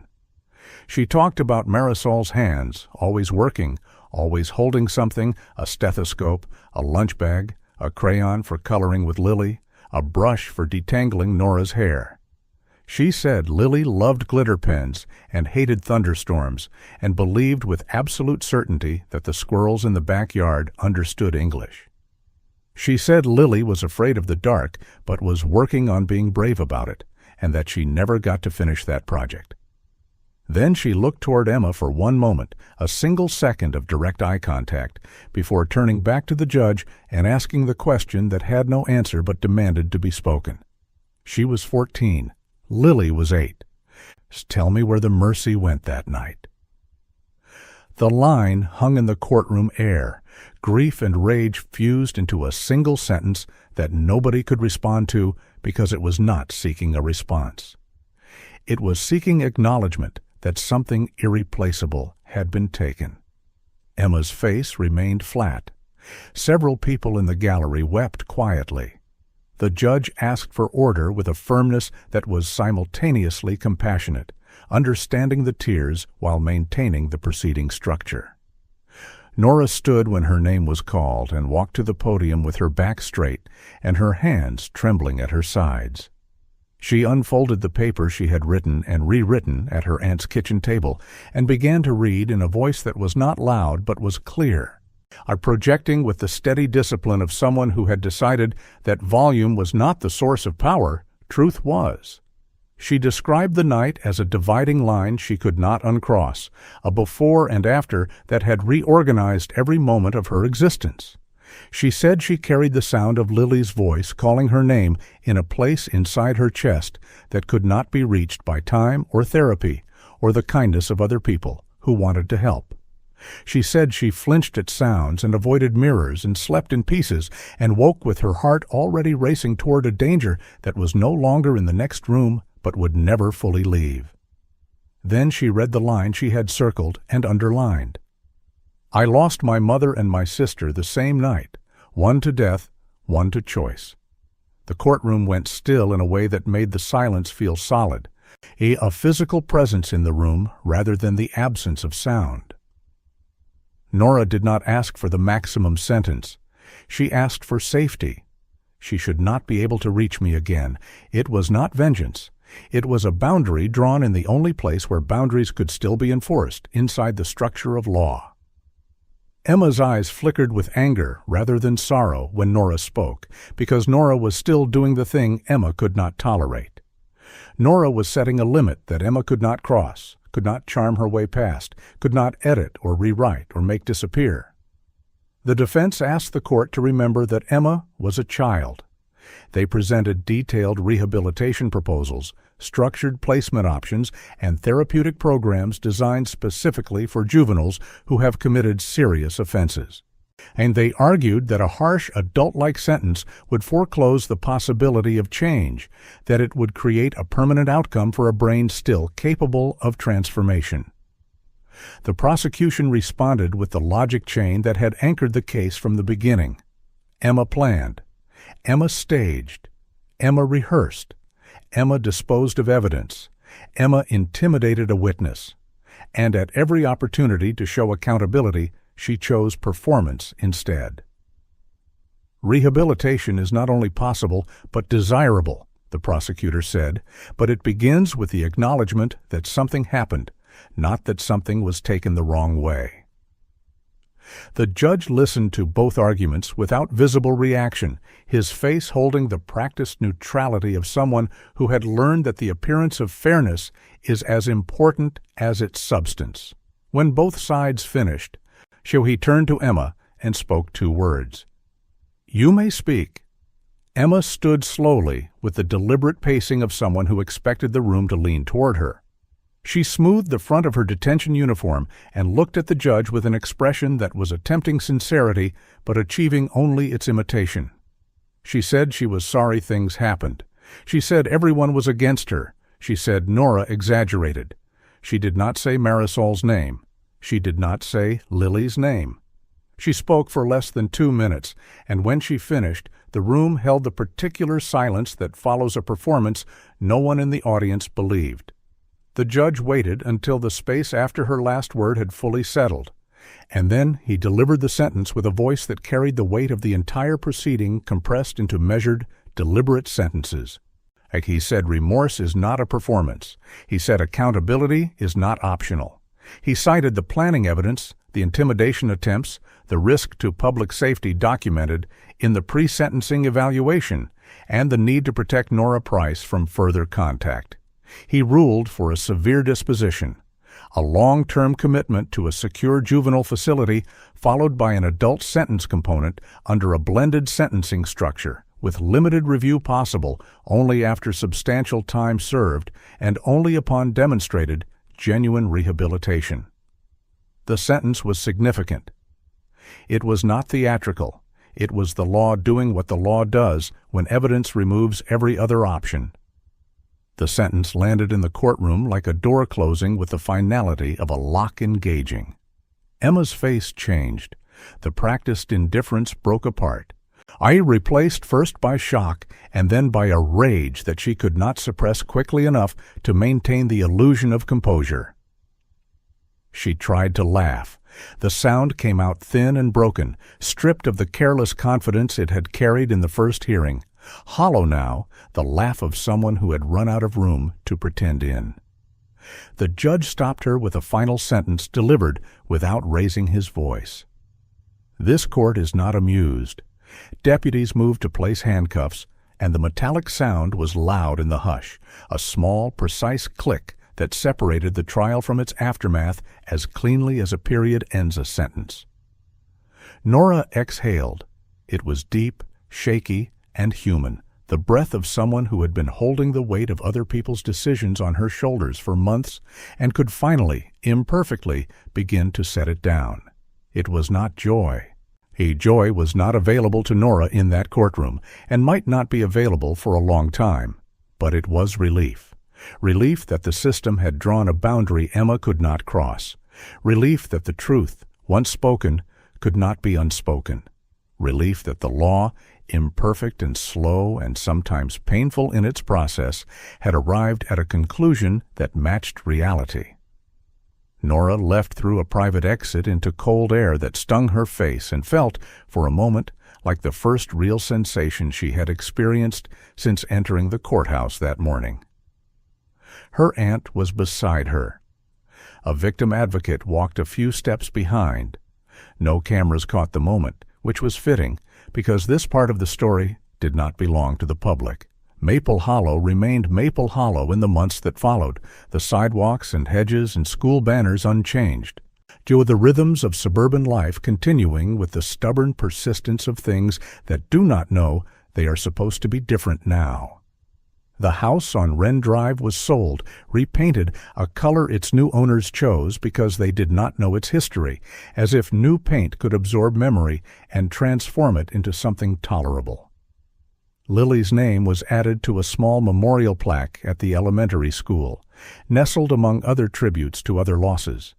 A reminder that even in places built on the promise of safety, promises sometimes break. Marisol's name was spoken less often as the months passed, but when it was spoken with the particular tenderness reserved for people who gave more than they received and never once complained about the imbalance. And Nora carried forward, one day at a time, into a future that no one had chosen for her, but that she was determined to build anyway, with the same discipline that had carried her to the witness stand, the same honesty that had collapsed in illusion, and the same quiet, unbreakable refusal to let someone else write her story. The gavel fell, and the laugh that had opened this case, that careless, calculated teenage laugh that had echoed off courtroom walls and frozen the hearts of everyone who heard it, finally disappeared. If you think justice was served, make sure others see this story too.